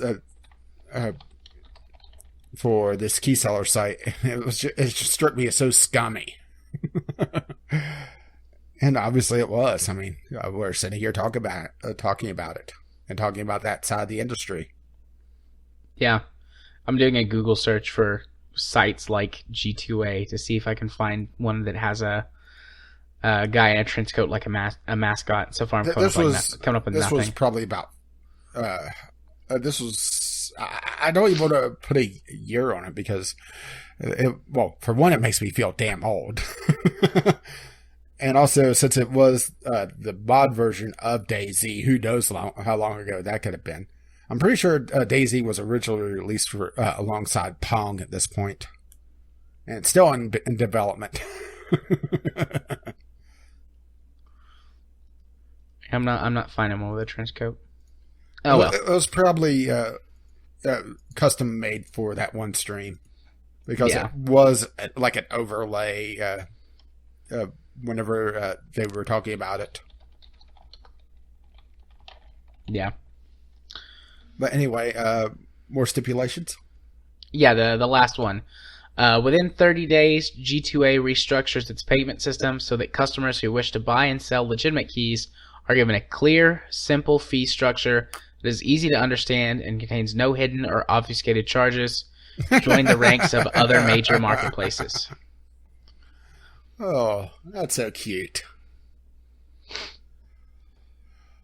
And of course, the answer was, well, first, like we said, radio silence, and then let's see if I can find another quote on here, because I am reading this from an article and not their press release, because I don't want to stain my computer with that. Let's see. The problem is that some developers do not want to accept that people resell their games. The developers would rather like to control the market and see all sales channels within, imposing higher prices and prohibiting the resale of unused games. G2A does not agree with this, and we respect the buyers' rights. Buyers who often, unfortunately, believe that the rules set forth by developers follow the law. This is why G2A will not give developers with whom we have not signed the agreement with unlimited access to and the ability to modify our databases. We have to protect every honest seller. Sorry. I thought it was something. By giving them such access to all developers, we would allow for a situation in which a developer could delete every key within our marketplace, regardless of its origin. Such an action would be damaging to the industry, to gamers, and illegal. It's kind of funny that they're talking about legality, isn't it? Yeah. Yeah, it is. But the thing is that if you were running a legitimate operation, developers wouldn't do that. And I'm sure that you could set up rules that, for, devs can only access keys that are linked to their games. I don't feel like that would be too difficult. I mean, I am going to play devil's advocate on this because I can see a little bit of where they're coming from, because we've talked about how some developers and some publishers are just, they don't get how things are now, especially Japanese ones. Yeah. So I could see a little bit where they're coming from, but it's still bullshit. Yeah. So that's about as far devil's advocate as I could be on that point. Let's see. By contrast, the G2A Direct program. Let's talk about that. Let's see. We respect our critics and believe that they have the good of the industry at heart. Unfortunately, this is such a condescending tone, isn't it? And I'm not helping.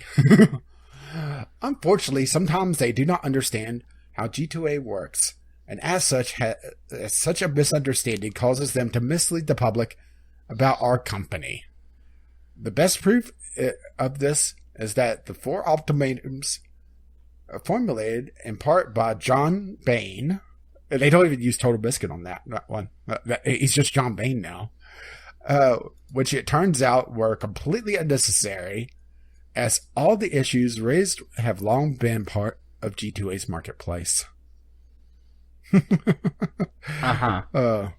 Most of the allegations levied against us are based on both lack of knowledge and lack of desire to learn about the other side of the story. The best example of this is quoting false and defamatory statements while ignoring the facts. Yeah. Oh. G2A. It's just... It's one of those things that it's mind-boggling. This entire story's happened. That this is a thing. Yeah, I don't expect like G2A to go away because of this whole incident. I definitely don't, but I do expect them to have a severe downturn. Not because of this, but because of some of the stuff Steam is wanting to do to essentially take a bite out of them. And if some of the stuff that Steam is looking at could be extended to other marketplaces, Humble Bundle has to be the biggest source of legitimate keys from for G2A. If a site like Humble Bundle could use the key mailer system that Steam has been talking about to directly add the games that you buy, then that would be a huge bite to them. A huge bite out of their marketplace. Yeah. And Humble Bundle, like I said, it's just the first one that comes to mind. You have Indie Gala, which is essentially the same thing, only they got tainted with that. Oh, shoot. Now I'm blanking on the other ones. But, all these little bundle sites are, just fodder for probably where the majority of the legitimate keys come from. Yeah. I think I know what would fix this altogether and it's if Steam and the other major retailers, online retailers like Origin and Uplay and all Well, I of thought that we were talking jazz. about major Well, retailers. like the big sort of um, GOG as well, like the people who have all of the launchers and everything. If they had a system where that you could just sell your game to another member in a marketplace, and for Steam it would be like they would work it out, but Steam would get say 10% of the sale, and then the developer would get 10% of the sale. Then these sites like G2A would cease to exist True, because but I people could really don't just think buy that would happen games. because uh, I don't think we would have the Steam sales anymore. That we wouldn't have such a steep discount. Well, granted, the Steam sales of the past just aren't they don't exist now. But I think publishers would be a lot more hesitant, and that's why sites like G2A exist. Is that there's just that hesitance of allowing reselling on PC because it's been such a plague on consoles. Yeah, but in an all digital marketplace, you can guarantee that the developer still gets some of the secondhand sale. I mean, they're not going to get $15 like if you just bought the game straight up, but Yeah, true. you I think resell it. I think GameStop has made publishers gun shy to even consider this because they look at the GameStop problem and see that this is going to happen again. Even though they do get a little bit of a taste of it, they'll think that okay, we're going to only get a quarter of the sales that we got before because the day one sales will still be there. They'll get through the game and then resell it.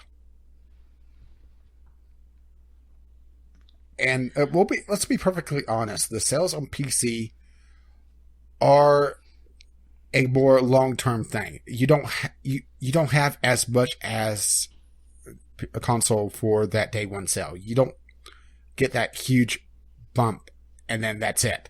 You have what's essentially the long tail. I mean, just let's pick on Skyrim. Skyrim gets in the top sellers how often? Oh wait, it's always there. Yeah, I think that this would hurt a few developers for sure, but it would disproportionately help most small to mid-level developers because those games don't get the same amount of sales as your Skyrims and your Call of Duties and whatnot, which I guess Call of Duty is a bad example because it doesn't get nowhere near the sales on PC that it does on console, but still. Call of Duty doesn't even get Call of Duty numbers anymore. Yeah, fair play, but regardless, like most developers would benefit from the system. So, and then for the really big devs, like say EA, they could allow that on Origin, and then it wouldn't matter. Like, since there's, they don't have to split the money two ways, they could take 20% of every resale. So, I mean, I think that would make all of this go away. You know what would really make it all go away? What? As if they adhered to the commandments to begin with. Absolutely. If we can make all the devs adhere to the commandments and every gamer in the entire world adhere to the commandments, we'd be fine. We should start our own religion. Get our followers to adhere to the commandments. Can we have silly hats? Absolutely. I mean, you can't have a religion without a silly hat. Absolutely not. The sillier, the better. The sillier that our hat is, the sillier better and our also religion the is. bigger. Remember, you have to have a large silly hat. Yeah, I want a Pope hat. But better and bigger. And of course, it's just a gaming religion. It has to be RGB. Fair enough. Fair enough. I can live with that. So, are we ready to move on? I think so. Finally. Okie dokie. Oh, what a clusterfuck that was.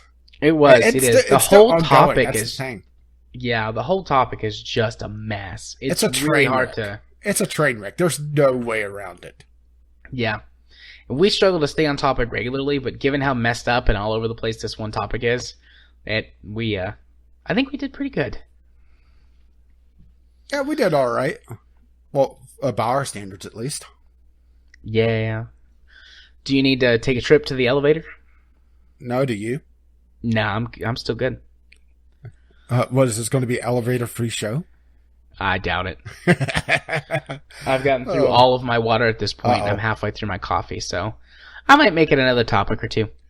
Okay, so a Speaking oh of those topics, yeah, I was about to say a popular gaming payment processor is yeah, dipping into the funds allegedly. That's the thing is that I've looked for more information on this topic since I first saw it. We got a tweet from Jim talking about this as well and wanting us to talk about it. I haven't found a damn thing outside of some Reddit posts. So we're going to be invoking another commandment today. yeah, trust but verify. So maybe this is happening. Maybe this isn't. Maybe this is happening to some people. We don't know. And I've looked for this.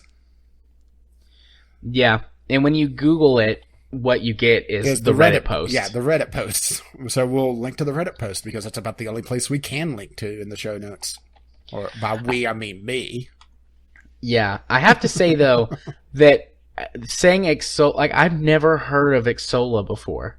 And I mean, I spend a lot of money on video games in a lot of different ways, and I've never heard of them. Yeah, supposedly they are. Well, they're one of the payment processors for Twitch. So yeah, they definitely are a well used payment processor. I'm not sure if I would use the term popular, but yeah, they're used for Smite. They're used for a few other fairly decent sized games. So they're definitely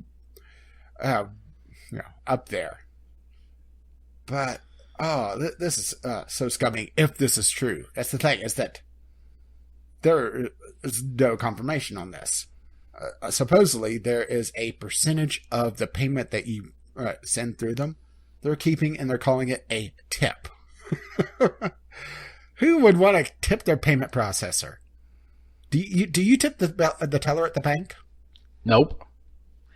I mean, sometimes I tell her that she should probably dress better because she looks like a slob, but, you know. Well, actually, technically, at my bank, sometimes they tip me because they give me a lollipop. Nice. I don't actually say mean things to the bank teller. I rarely ever go to the bank. I usually just avoid eye contact and try not to talk to them. Yeah, I haven't gone to the bank in ages, but last time I went to the bank, I did get a lollipop. Legit. But yeah, this is one of those things that it's a lot of hearsay, and like I said, I haven't found any confirmation on this. Is there a lot to talk about in this? It's more almost a public service announcement, and especially if you've ran a purchase through Indie as well, since G2A was running for them to check your bills at the end of the month. Yeah. Well, some of the things that, at least that were in the Reddit post, are corroboratable, I guess, is how you'd say that. They even linked to where it says that they already take 5% of all transactions, which is a bit steep. I believe the sort of average cost, at least with credit card companies, that they take off of the transaction is between 2 and 3%. So 5% is a little bit, but I mean that's still, well, I mean they're well within their bounds to charge whatever they want for people to use their service. Yeah, according to this, there's a couple people saying that Smite has it, Digimon Adventures, which I didn't even realize that was a thing. But then again, I'm not with it with the kids. Has it with a picture of proof that if you put a payment through, it adds a tip for Exola. Realm of the Mad God and Blackshot has it, but Chronicles of Anoria, which is some MMO, and MechWarrior Online does not have it, and it's had it disabled by publisher complaint. Yeah, the fact that the publishers have to complain is troubling. So following through this Reddit thread, there's another link that that he goes to. That's another thread where someone's taking a screenshot where it's just got this thing that says tips for Xsola. And again, that's something that without any additional corroboration could just be somebody who faked this image. But there are people in the comments that are saying, yeah, I lost, $5 on a transaction once. I lost this or that. Yeah, this is pretty much just public service. Check your bank accounts, and also don't just click through. Read the transactions, because some of these payment processors are rather scummy. Yeah. And further digging that I'm doing right now through this Reddit thread, apparently there were a bunch of complaints, and their customer service Reddit account was responding and saying that tips are set to 0% by default, and you can choose to give additional tips to Xsola, but they're 0 by default. Maybe that's why we haven't seen any news coverage of this. Like, it got handled, and nobody else has made a fuss about it. Yeah, you have to raise a stink about these things. Yeah. I mean, just like a Total Biscuit. Yeah. Regardless, PSA, hey, be careful. Check your purchases before you just buy stuff. Sometimes, this will happen. They'll include these fees or whatever, and, just be careful. Don't spend money that you don't have to. So, moving swiftly along? Yeah, I think so. Okay, so, let's go to Germany. Yeah. Germany wants to license 24-hour Twitch streamers. Yeah, which this is going to be a tough topic for us to talk about, mostly because a lot of the source material, as you may expect to be, is in German.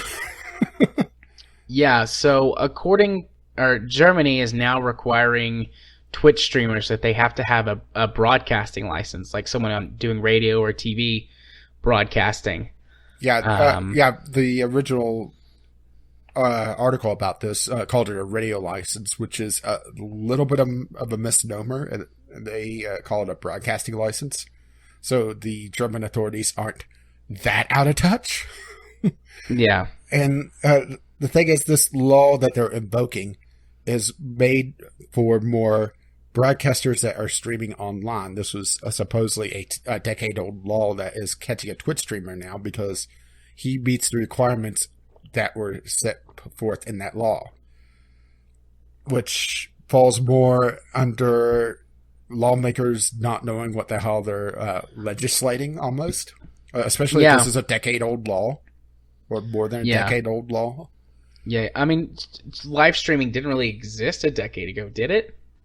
I don't think it did. YouTube was growing at the time, but well, here's the thing: is that I think I would have to dig in the comments some more, but because that's where a lot of people are translating this stuff. The requirement is 500 viewers, which is nothing for Twitch these days. No, I mean, if you're a moderately popular Twitch streamer, you'll get that easy. I am able to regularly get, 5, 6, 7 viewers, and I'm a nobody. You're somebody to me. Oh, I love you too. Mostly you're the editor-in-chief, so I don't have to do it. Fair enough. But also,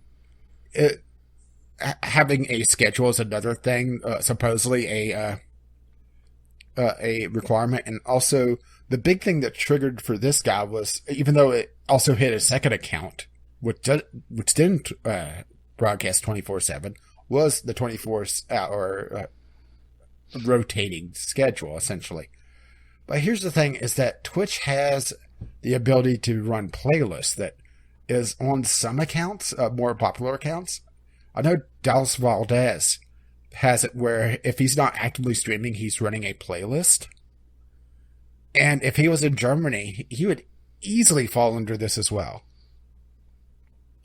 Yeah, if you've got 24-hour programming or 24-hour content, that would count as programming. So, I mean, I think that they're dumb and they need to And their this legislation license needs to catch up, but I can see where they're coming from. Yeah, I could understand where this is coming from, but the thing is that it's a bad law if it's has such a low setting on it. But then again, this was made a lot for a completely different internet. I mean, let's be perfectly honest. Yeah. And the thing is that in order to comply for this, you have to pay for the license, which, if according to the Reddit thread, which is where a lot of this is getting translated, because let's be perfectly honest, there's not a lot of people covering this. And this, once again, could be all bullshit to begin with. So, once again, trust but verify. We're having a lot of that this week, unfortunately. Yeah. The price for this is somewhere in the ballpark. Well, it's about the same euro to dollar. Close enough, at least. $1,000 to $10,000 or euros, which is quite the bite for a Twitch streamer. Yeah. I mean, for a very popular one, they could swing it. Just run a donation drive, really. But, yeah, that's a lot. And also the requirement, supposedly, once again, according to some of the Reddit comments that's been translating this, requires a business plan, and you also have to comply with the watershed, possibly. Oh, that would suck.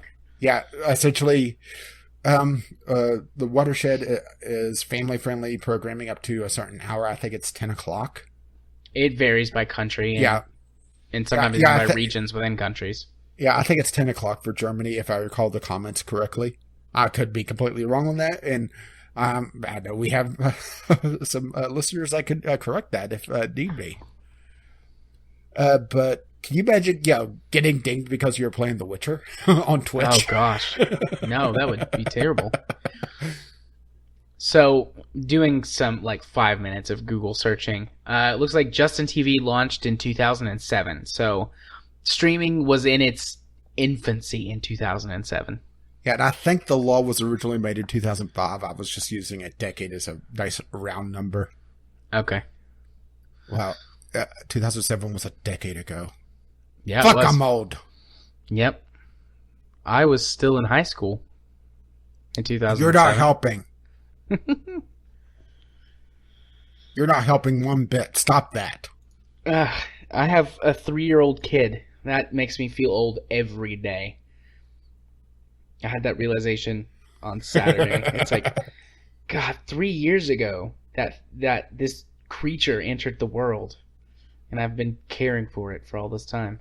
I'm an old man. And it still hasn't stopped pooping. Yeah, it's still alive. I haven't killed it yet, so I'm doing good. I'm doing good at fathering.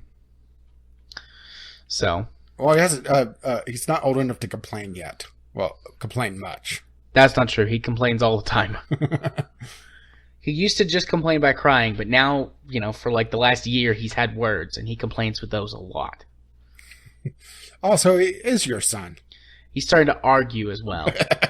Definitely your son.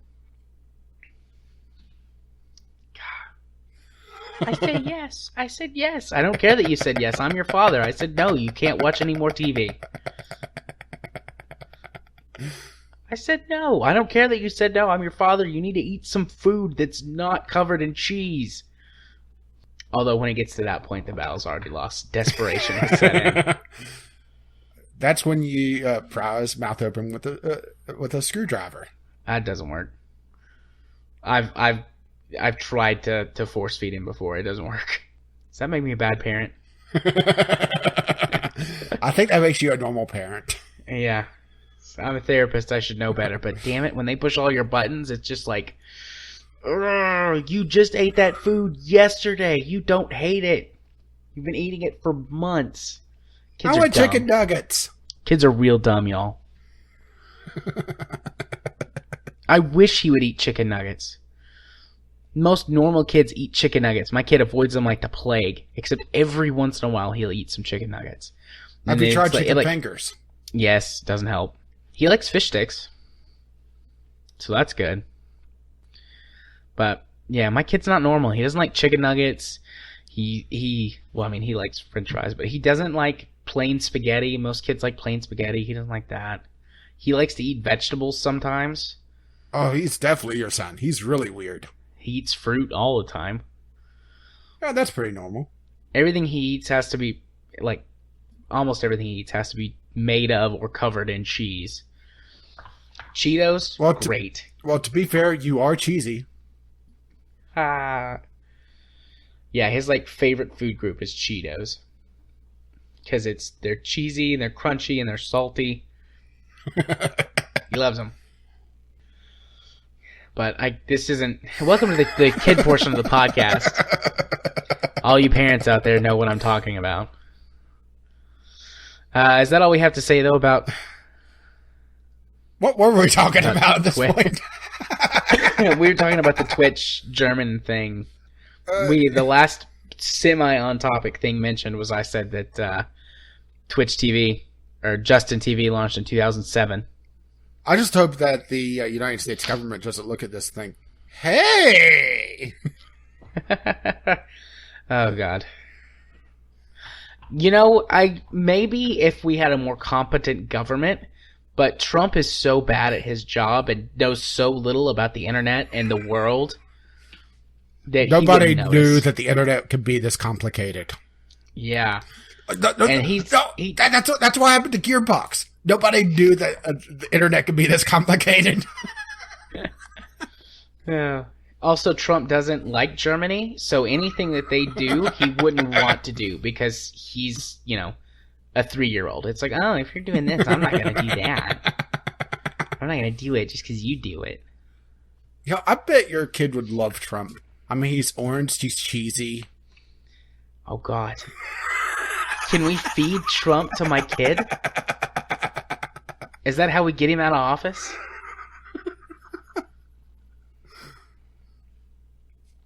Oh, we've gone completely off the rails. We have. Let's get back on the rails.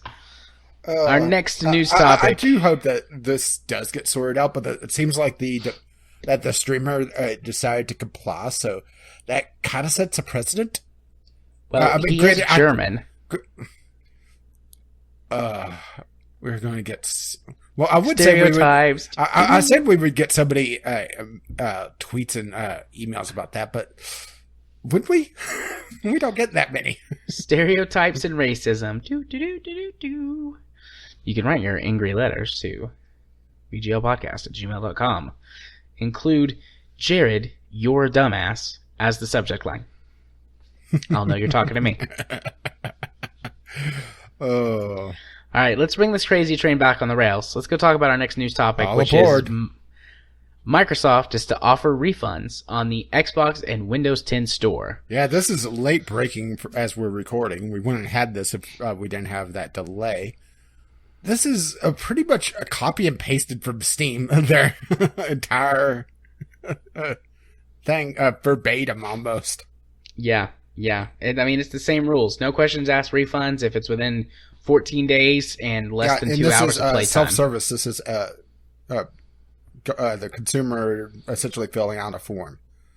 I think that they could put an intern on the Windows 10 store version of this and be able to cover all the 3, maybe 4 people that's on that service.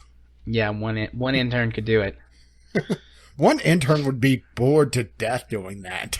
I wouldn't mind having that job. Just sit around and browse Reddit all day. No. Then you would be forced to interact with the Windows 10 store. Yeah. I mean, I guess we're saying intern, but if I got paid, I'd do it. I'd do just about anything for money. Oh, my. Wink. But this is another one of those topics that's more of just like a, hey, here's the thing. Yeah, we don't have a ton. I mean, it's good. I think it's hard to really fault them for it. I will say that I still think that the Steam guidelines are a bit low, but that's particularly because it's just a blanket thing. It's not, well, RPGs. There's no way that you would get through to where you would actually get to even close to the meat of an RPG in 2 hours. But at the same time, you have these little indie titles that 2 hours. Well, that's the entire game. Yeah. I just had a thought. I wonder what the refund ratio is for Domino. It has to be high. Is there a way to check that? Do No, any there of the isn't. okay? The only way that you could really check it is to see the number of users go down or the number of owners go down on Steam Spy, and that's really only feasible whenever there's something like a blanket refund policy like Arkham Knight had. Yeah, or No Man's Sky. Hey, No Man's Sky said no to that. And that's the only reason why you still own that piece of shit. Yep. Right? Yep. Sometime I may be able to refund it. But see, I guess just not enough time has passed because I just went to go check Steam Spy just for the hell of it, but the game hasn't been on sale long enough to have enough data. Yeah, it's very hard to say anything really negative about this outside of just the guidelines seem a little low for a more blanket thing. This also DLC season passes and add-ons and certain apps from the Windows 10 store will not be eligible for refunds as well. Players will have to wait at least a day for after the games or apps release before putting in a request. Well, that seems a little strange. Maybe it's just a thing on the back end to be added to the system. That's probably the only thing that's really of note here. Is probably the delay. Also, the fact that they call it apps because that absolutely drives me fucking crazy. Before we recorded, I went downstairs to get some coffee. I came back and Windows was wanting to restart to apply an update. And it was talking about, your device needs to reset. It's not a device, it's a goddamn computer. I'm not running a damn Windows phone here. Yeah, my laptop updated today, and I got upset about that because it was like, your device needs to restart. And I'm like, I mean, technically they're correct, but it's the terminology of the thing. Yeah, although for Xbox, it makes sense because, I mean, the Xbox does have apps on it. Well, technically Windows 10 does as well. Well, they call all of their programs apps, but they're fucking dumb. But I mean, the console I think fits that more. So I don't have a problem with them saying apps. Welcome to the Windows bashing portion of the podcast. Yep. Actually, I haven't had any problems with Windows 10 in a little while. I'm trying to figure out what it's plotting to do next, but no. See, I tipped you off whenever I told you it was going to reset. Yeah, I went and I checked my desktop, and it was like, you have an update, and I was like, I'm just going to update it now before we start recording. Hey, I'm glad mine decided to do that at an hour beforehand. Yeah. Because like I said, I came back and it was at like 2 minutes before scheduled restarts. Like, oh boy, Jared's going to have a field day. Better warn him. Hey, you better be thankful I didn't think it would be funnier if I didn't tell you. Yeah, that would have been Matt. All right. Well, moving on from that, let's discuss our final news topic, which in my mind is misleading, but this is the title, so we're going to go with it. Fallout 4 VR will be the Mario and Sonic the Hedgehog of virtual reality. Well, this is AMD's vice president, Roy Taylor, which sounds like about the most degenerate name next to Smith, doesn't it? Yeah.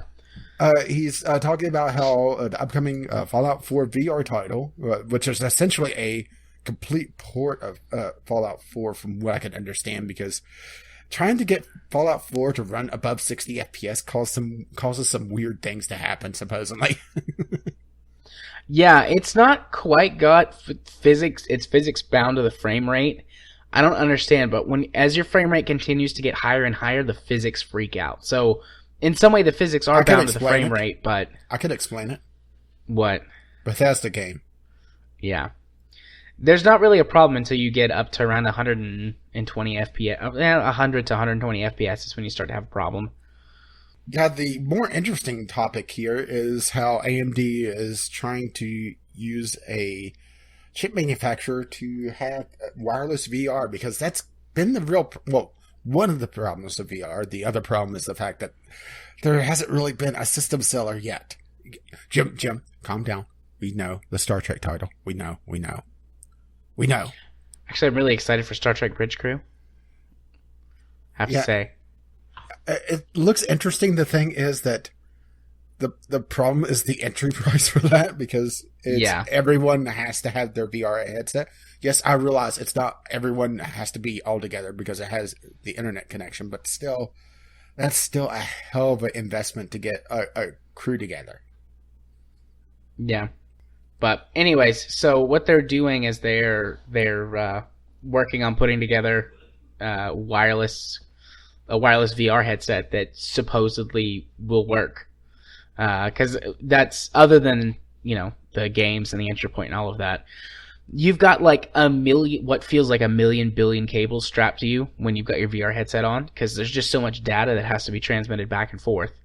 Yeah, it's And so basically, essentially two heads or two monitors strapped to your head. All the data from your positioning and orientation. Then you have game controllers on top of all that. There's a lot of stuff going on. yeah.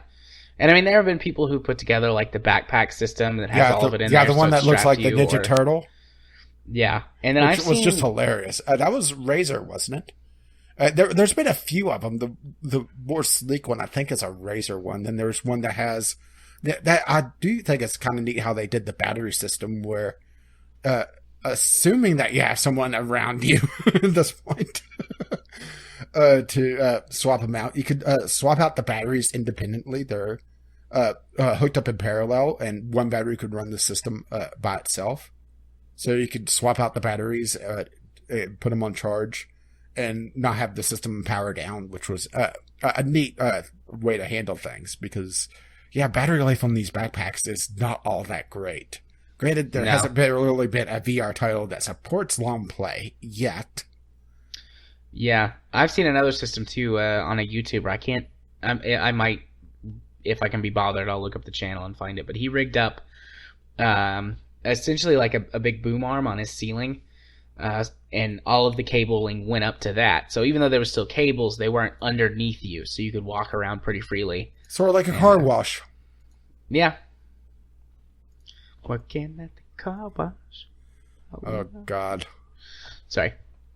So, I mean, I think that's pretty cool. I think that having wireless VR is going to be one of the big hurdles to making it more practical for things like room scale. It doesn't really matter if you're just going to sit in your chair and play a seated experience. But well, let's get back to the topic at hand. What do you think? Do you think Fallout 4 is going to be the system seller? no, I don't. I mean, I love Fallout 4, and I like the idea of those games eventually coming to VR, and I think they will. But the big problem, I think, is that Fallout 4 is incredibly poorly optimized, and it struggles to run properly on a lot of systems. And sure, you have to have a super high-powered system to run a VR headset anyways, but I feel like it would make it even more, like you'd have to have even more horsepower to run it. And two, I think no one has yet figured out how to make a game like Fallout 4 work without people getting incredibly nauseous. I mean, you could do the whole teleporting thing, which works for a lot of games, but that breaks Fallout 4. That's not, you don't just teleport around everywhere. So, at least with that attitude. If they're going for the whole, yeah, it's Fallout in VR, then you have to be able to run around and aim your weapon and everything like that. And all of that movement makes people sick.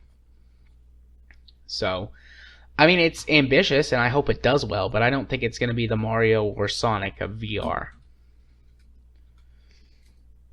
Honestly, I don't think any ported title can be. I think it's going to have to be a title built from the ground up for VR in order to get that level of recognition. Well, supposedly, granted, I don't have first-hand experience with this, and this is far out of my expertise because it's a horror game, but supposedly the Resident Evil 7's VR is pretty well. But that's mostly because they built it around having this focus point. Because one of the ways that you could do fast motion, or well, really any motion, I should say, in VR, is to essentially have a tunnel effect where you don't have much of your peripheral vision, so it's limiting the amount of really nausea that's generated. Yeah. And Resident Evil is able to do this with a flashlight. So you have this bright spotlight that you have, well, your flashlight, and your peripheral vision is darkened, and it supposedly cuts down the nausea quite a bit. And that hasn't been a system seller. That hasn't. I think that's only Sony VR right now. I may be mistaken on that. I think you can play it in VR on other. Well, like I said, platforms. This is far out of my expertise because I'll be perfectly honest. I don't give a damn about the Resident Evil series. Yeah, I don't really at this point anymore either. The only thing I care about from Resident Evil are those really awful B movies that they're still making. But that's just because they're so much fun to like go watch and kind of make fun of. So I quit really caring about the Resident Evil series after Resident Evil 5.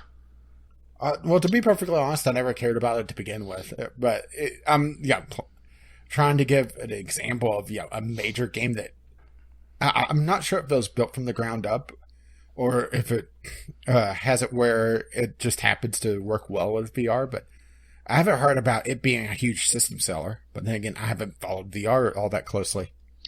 I mean, Resident Evil 7 did incredibly well, but I don't know about how well VR. It's doing on the VR side, yeah. Yeah. I mean, I've heard good things about it, but, then again, it's from, like, critics and things, which is nice, but that's not a representation of that's not how a sale. many people. I mean, look just how many games we've had that's been critically received really well, and then just tank sale-wise, or vice versa. That the fact that it's being praised means jack shit in the end. All it really matters is the sales. Yep. Okie dokie. Well, do you have more to add, or are you ready to move on? I think that's about it. Okie dokie. Well, now is the time for the elevator ride. I'm out of water and coffee, so we'll be right back. Yeah, I'm about out of water as well, so... Please enjoy a message from our sponsors. Wait, we have sponsors? No, we don't. Yet. Yeah, yet. One day we'll be total sellouts. Well, we can't say we don't have sponsors because we have something to talk about in the community corner up next.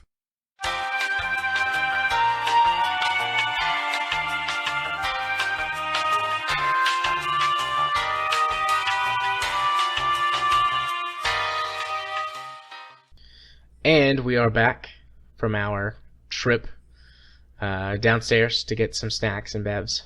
Yeah, I went to the cafeteria. Yep, went to the cafeteria, went to the lavatory, and now we're back. And we are here for our community corner. Yeah, but first, before we do the Fonzie, I guess we should thank our new patron. Yeah, that was the little bit of news that you teased before the elevator music. Granted, it's not much of a tease. It's just, a few seconds. Yeah. But we had a new pledge. A big thank you to, Matt. Because that's the only name that we have for that. Yep. But Matt, whoever you are out there, thank you very much. And after this episode, we're sorry. This one's for you, Matt. It's all for you. Yeah, a complete train wreck of an episode. Nah, it's good. It's fun. We haven't had like a really fun twisty turvy one in a while. Where I get angry for a long period of time. Yeah. Because you admit it, you love it when I get the angry pants on. I do. I like your angry pants. Yeah, they're quite fashionable on me. They make your butt look good. Oh my. Oh yeah. But yes, once again, thank you, Matt, for loving us and supporting us. We appreciate it. And we're sorry for this episode. I'm not sorry. You're never sorry. That's the thing. You are unapologetic. Nope. I have no shame. Well, we covered that, but that's completely opposite of the episode. That's inconsequential.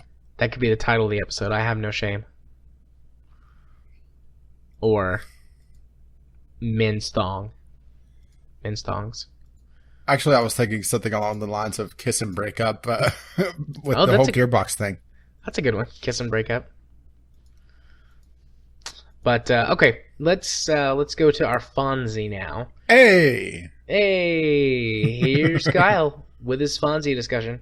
Greetings, J. Arthur and Caffeine Rage. This is Kyle coming at you with more shit that makes no sense when you think about it. So today's topic is what I'm going to colloquially call the Death Star problem, but it's really more of a sci-fi games and movies scaling problem in general. So where this gets its name is a problem I've always had with the Star Wars franchise, and that is in Episode 4 when Han and Chewie and Obi-Wan and Luke get tractor beamed into the Death Star, and they manage to overpower the guards, and then basically Obi-Wan goes off and does his own thing and shuts down the shield in a non-obvious way so that the trench run can happen at the end of the movie, spoilers. And then Han and Luke and Chewie go to rescue Princess Leia, and they go down a trash compactor, and then magically end up back at the hangar and get on the ship just in time to watch Obi-Wan die. Now, the reason I have a huge problem with this is because the Death Star is just massive. So you can look this up for yourself, but the Quidanian steel exterior of the Death Star is roughly the same square area as the state of New Jersey, which means that the interior gets more space as you go more and more layers in, kind of like an onion. Now, basically why I have a problem with this is because the secret shield shutoff area is basically right next to the hangar, which is basically right next to the prisoner area, which is also weirdly basically right next to where the emergency access for the trash compactor is. I don't know, it seems like a huge coincidence because the Death Star is, well, too big to support the movie plot points that it needs to, but this is a trend that I've noticed in several different video games as well, primarily Sins of a Solar Empire. So in Sins of a Solar Empire Rebellion, one of the new additions are these massive capital ships called Titans, and they're really big and they're cool, and I was like, oh, that's so cool, you have to do a bunch of research, and then there's a whole bunch of other stuff, and you basically need to dedicate a planet to making these things. And then basically I just didn't think about it for a long time until I pulled up to help Melanie in a fight that she was having, and my ship was roughly the same size as that planet, and I'm thinking, how big is this ship? So I went and I took a look at the planet and figured out it was roughly the size of our moon. Holy shit, that is a big ship. Now the Titan I'm referring to is the TEC Loyalist Titan called the Ankleon Titan.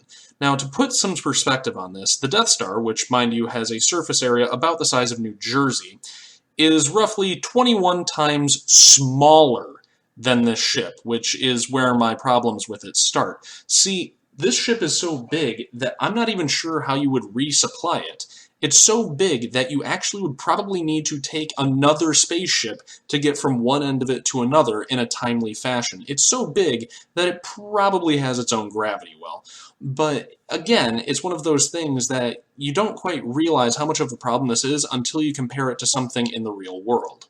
So the closest analog we have here on Earth would be something like a 688 class attack submarine, which takes, let's call it a month to resupply with fuel, with food, with fresh, like filters and other interstitials that make life at sea, well, possible. Now that thing has a volume of roughly 79,218 cubic feet. Now, if we take that month to that cubic foot ratio and scale it up to the Ankleon Titan, holy crap. It would take roughly 813 trillion years to fill this thing with today's technology, not to mention, building it. But okay, let's assume that in the future they're much more quick at, resupplying something. So let's go ahead and divide that by 100. You're still looking at 8 trillion years to basically completely fill this thing. So that leaves two real possibilities. Either, number one, they filled this thing exactly once, and it's basically good to go until the end of the universe, or the end of your empire, depending on which happens first. Sins of a Solar Empire is a pretty unforgiving RTS if the computer decides it wants to gang up on you. Or it actually has all of the things on board that it needs in order to continue having food, oxygen, a fuel supply, that sort of thing. Honestly, both of those strike me as completely plausible, but the sheer scale of this ship means, I don't know, I don't think we would not build it, but at the same time, who needs a warship this big? See, I totally get why game designers do this and why movie writers do this. They want a really big and impressive set piece for either the hero to overcome or to be on your side. But once you start thinking about the actual logistics of this thing existing, even in universe, the whole idea of it kind of starts falling apart basically at the first hurdle of how would you even fund this thing? How would you keep it supplied? How many men are on there? What about their families? This is a long deployment. I don't know. Are there things in games that you play that are basically like way too big that once you start thinking about them, they kind of fall apart? Discuss. This is the kind of shit that makes no sense when you think about it. And we're back. Thank you, Kyle, very much for another interesting segment there. What is it? Shit that doesn't make sense when you think about it? Yeah. So Yeah, how I do we call want it- to approach this? Because I actually sat down and thought about this for a while and have rebuttal once again. Okay. Do you want to talk about the Death Star specifically first, and then... Well, I was more picking apart the Titans Okay. specifically because I went looking to just see how big these things are because, yeah. And a lot of people seem to agree with what I was thinking about. That it's essentially a miniatures game where think of it as putting miniatures on a battlefield and pushing them around. Things are not to scale. People are wanting to say that these things are several kilometers long, not, several times the size of the moon, or a good portion of the moon. Which several kilometers long is still pretty big, but not unmanageable. Well, here's where things get a lot more manageable because some people started talking about crew sizes. The crew size of the Titans is in the ballpark. Well, it depends on the Titan, of course. Once again, I could be talking complete bullshit. Wait, what do I mean could be? I am talking complete bullshit, but... You could be talking total bollocks right now, but you also might know what you're talking about. Which would be a first. But people were talking about the crew sizes of these things being in the approximately 5,000 person range. That's not bad. That's pretty close to a modern aircraft carrier. Well, to give you a perspective, more. World War II battleships, Iowa class, for example, was a little under half that. And modern aircraft carriers, as you said, are a pretty good portion of that. And modern aircraft carriers are constantly resupplied by a series of transport ships. This would be like our Fallout problem lost on scale because there's only so much that you can render in these games. Yeah, modern aircraft carriers, at least the United States aircraft carriers, have a support fleet that follows them around everywhere, which is fuel and ammunition and then some defensive vessels in case they get, attacked by other naval ships that somehow manage to sneak by or whatever. Wait, there's other navies? Yes, a few other countries have navies. The Spanish Armada with the crescent formation coming in, just sailing in. Yeah. They hadn't teched up enough. And Japan is just now discovering the internet. It's like, oh shit, we are completely backwards. Yeah, so the Nimitz class aircraft carrier, which is the United States' modern carrier, has a crew complement of 3,200. Well, I just went to battleships because it's a nice analog, and also I'm arguing crew sizes about two types of ships that really, when you think about it, don't make a lot of logistical sense. Yes, I do agree that these large ships don't make a lot of sense because battleships are obsolete these days. Yeah. Actually, I lied. The crew complement's over 5,000. It breaks it down into various types, and I just read the ship's company, which are like the people who run the boat. It doesn't include all the personnel that manage the aircraft and such. Yeah, that's also another reason why I went with battleship was it's a nice, easy to find number. Yeah. So, yeah, there you go. And that really comes down, well, on the side portion of things, a lot of automation. I imagine a lot of this would be, just the ship maintaining itself for a lot of it. And it's all engineers, or a good portion of it. Yeah. Especially I mean, some of the Titans that are essentially supposedly just giant rail guns. yeah. You don't have all the gun loaders. You'll have a couple people managing the essentially the magazine to load in the next round. But you wouldn't have the powder guys. You wouldn't have the packers. Packers, woo! Yeah, and I mean that's how most sci-fi things get away with it. Although I mean, automation is prevalent in modern military hardware as well. But Like it would you be said, a lot more used in a sci-fi area because you don't need nearly as many people. You just need the tech guys and a few people to do the grunt work. Yeah, the Titans and EVE Online And also have large amounts of automation too. Like these ships that are 2, 3, 4 kilometers long, only having a crew complement of 1,000 or so. And you can also solve another problem with the word droid. Granted, I'm not sure if it works in sense of a solar empire or not, but yeah, that's how Star Wars, I imagine, gets away with a lot of the stuff it does. Yeah, well, I mean, in the Clone Wars TV series, the Separatist fleet is all run by droids. So, I mean, they do have ships that could take on personnel, but they're almost entirely run by droids. So, one, you fill the crew complement that way, and that cuts down on your actual personnel. And two, that cuts down on your actual supplies, because the less mouths you have to feed, the less food and stuff you have to load. So, supplies! So yeah, I think that would help immensely. I mean, I couldn't imagine that, in any sci-fi world that there wouldn't be some sort of drones or massive automation, because in order to get there, I mean, the technology would have to be there. And, I want to go back to your first example, Kyle, which was the Death Star. The Death Star utilizes a ton of automation as well. You can go, look it up and read about the canon and the Legends versions of boy, it. But, here we go. The Death Star is essentially only manned on the outermost layer of it. And on the inside, aside from the occasional security patrol that has to go check something out, it's either completely empty or everything is run by droids. And isn't the Death Star essentially also a giant transport? Yeah. Yeah, the crew complement on the Death Star is enormous. But it's outside of the super laser, a huge troop transporter. Pretty much, yeah. And a ship transporter, like it's got massive hangar bays.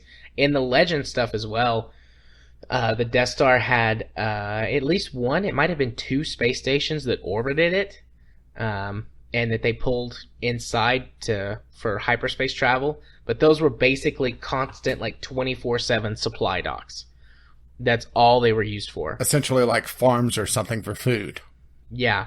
Plus, also in the Star Wars universe, in the sort of extended universe, Kyle, I don't know how many of the books and things you've read, but one of the more recent books, the Ahsoka novel, she winds up on a planet where that exclusively grows crops for the Imperial Space Forces, and they're specially genetically modified crops to be more nutritious and things, so that they don't have to ship as many supplies on like Star Destroyers and the Death Star and things like that. So I think that's one of the things that would solve your supply problem as well in any sci-fi universe. I would imagine, I mean, this is speculation and discussion, but this is where you want us to go. I would imagine that any civilization that has advanced enough technology to build a ship as large as a moon, or at least dozens of kilometers or more in length, that they would also be able to have especially genetically modified crops and automation and robotics and so on and so forth to support it. We could just say use the Star Trek version of this, replicators. Right? Yeah, replicators. I mean, granted, replicators are kind of cheating, because then it comes down to an energy problem instead of a logistics problem, but still. Well, I mean, there are actually like food printers, like 3D printers for food. There's food printers in real life. Yeah, that's what I'm saying. Like, those exist, and so you could have those dispersed on one of these vessels. But let's be perfectly honest. Would you download a pizza? I would give it a shot, at least. But you could do that and just have these dispersion methods, and it's like, I mean, you don't have to give too many choices. It is like a military vessel, but you could be like, hey, get the burger or get the pizza, and then the little food replicator prints you a hot pizza or something like that. So, other sci-fi. Yeah, but you better hope that thing isn't malfunctioning. Otherwise, the pizza is ketchup. Another sci-fi series of books that I've read, the Ark Royal series. The ships in that have botanical gardens and things like that to grow supplies aboard the ship, as well as I forget what it's called.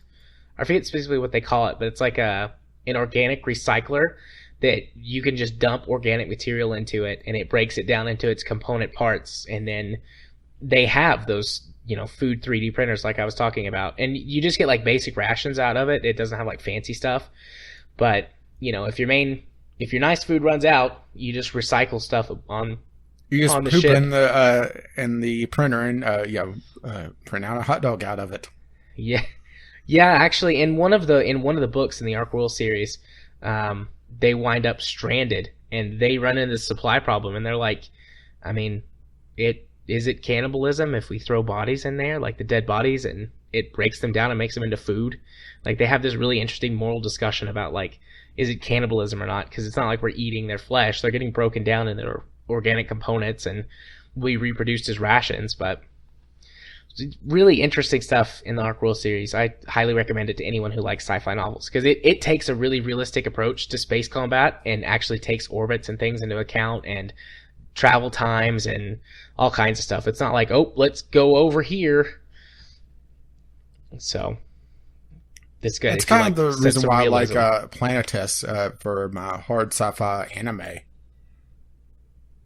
It's about space garbage men cleaning up space junk, essentially. Yeah. So, Ark Royal. Good series. Read it. Oh, and the guy who narrates it, if you get the audiobook, he's British. So that's wonderful. So that means he's evil, right? Yeah. Actually, Okay. They're all British in the book, because I have to talk about Ark Royal for a minute. So in the future, instead of the Earth kind of uniting into one government, instead old governments and things like that actually all get space travel. So you've got the United States Space Navy and the British Space Navy and the Russian Space Navy and etc. And things happen, but the Ark Royal is a British ship. So the entire crew and everything they're all British. It's got some really interesting takes on a future where we don't unite into a single world government, yet still are able to reach the stars. It's got some good stuff. There's some dystopia in it, as well as a lot of realism. There's also some optimistic stuff as well. It hits a lot of different genres. Good book. And they definitely get better as they go on. The Ark Royal series was one of this author's first outings in writing. And the series gets much better as it goes on. The first book is and the second book is like, wow, this is a huge step up. The third book gets even better. Okay, that's enough of the book portion of the podcast. This is your fault, Kyle. You started this. So yeah, I mean, I do see where you're coming from, Kyle. If you don't have, some sort of technology to help, or but if things also just get out of control. Well, also he's thinking that these titans are the size of moons. Yeah. Or a portion. I mean, but granted, you still have the Death Star problem, which, we didn't really talk about how, everything happens to happen in this one little point on the Death Star as well. And that starts to get into the whole how movies and games are narrated. It's kind of boring to talk about, okay, well, then the heroes spent the next 4 days getting across the Death Star. Yeah. Well, no, that could be interesting if told right, but still. Maybe, but that wouldn't happen anyways, because they, at least for the first portion, because the Death Star had turbo lifts that went horizontally as well as vertically. And it had a shuttle system in it for fast transit, or more like a little subway system, I guess is a better way to say it. A tram. Mm-hmm. So when they were blending in, they could have, used those various things to get around a lot quicker. But on the way back, when their cover's blown, yeah, that would have probably taken longer. I mean, it's one of those things. It's like, you have to have good pacing, and it's poor pacing to spend, 10 minutes kind of making it clear, like, yes, it took us 4 hours to get across the station to this one point. Suddenly, Han Solo has a 5 o'clock shadow. Yeah. And the Death Star 2 was so massive, like, there's, in a couple of the novelizations of A New Hope, it makes mention of stormtroopers being on the other side of the Death Star where the rebels weren't attacking, just hanging out in the bars. Like, oh, this is no big deal. Like, it's fine. We couldn't even get over there to help anyways. They'll have it taken care of before. Boy, were they mistaken. Yeah. So, I mean, like, on response times and stuff, really only the local forces would be able to respond in a timely manner. Because you got to think, like, well, cops take, if they've got to come from, the other side of a city or a town or whatever, it takes them time to get there. Now, just imagine that they've got to go 40 miles to get around the other side. Are we including the time it takes them to put down the donut? Or is that just by a local police force? The best cops never put down their donuts. True. So, there you go, Kyle. Thanks for an interesting discussion topic. I enjoy these. Kyle's Corner, everybody. That's what I call it in the show notes. Kyle's Corner. Kyle's Thought Box. Oh, is it Kyle's Thought Box? Kyle's Corner's way better. Are we change it right now? I'm gonna do it with a K. Kyle's Corner. I was about to say with a K. Yeah. Are we gonna change Kyle's name to with the C? Nah. KK. We need one more K. Kyle's Corner. Kyle's Cool Corner. Yeah. KKK. There you go. And suddenly we have all the Republicans following us, and I don't know why. Racism. I'm being racist tonight, guys. I'm so sorry. No, you're not. You're right, I'm not. Is that rain? I just randomly started raining outside. Oh, well, it sounds like someone's displeased with you. Yeah, looks like God's about to smite me. Oh, well, that's a smiting. Let's do the rest of Community Corner. What's next? Question of the week. Okay, question of the week. I'm not sure if I've done this one before because I don't keep track of these, but nobody complained, so why the hell not? What is your favorite video game movie? We had Uwan, which is a new person for us, I think. The Assassin's Creed movies was surprisingly watchable. My son says any Lego movie. He's 6.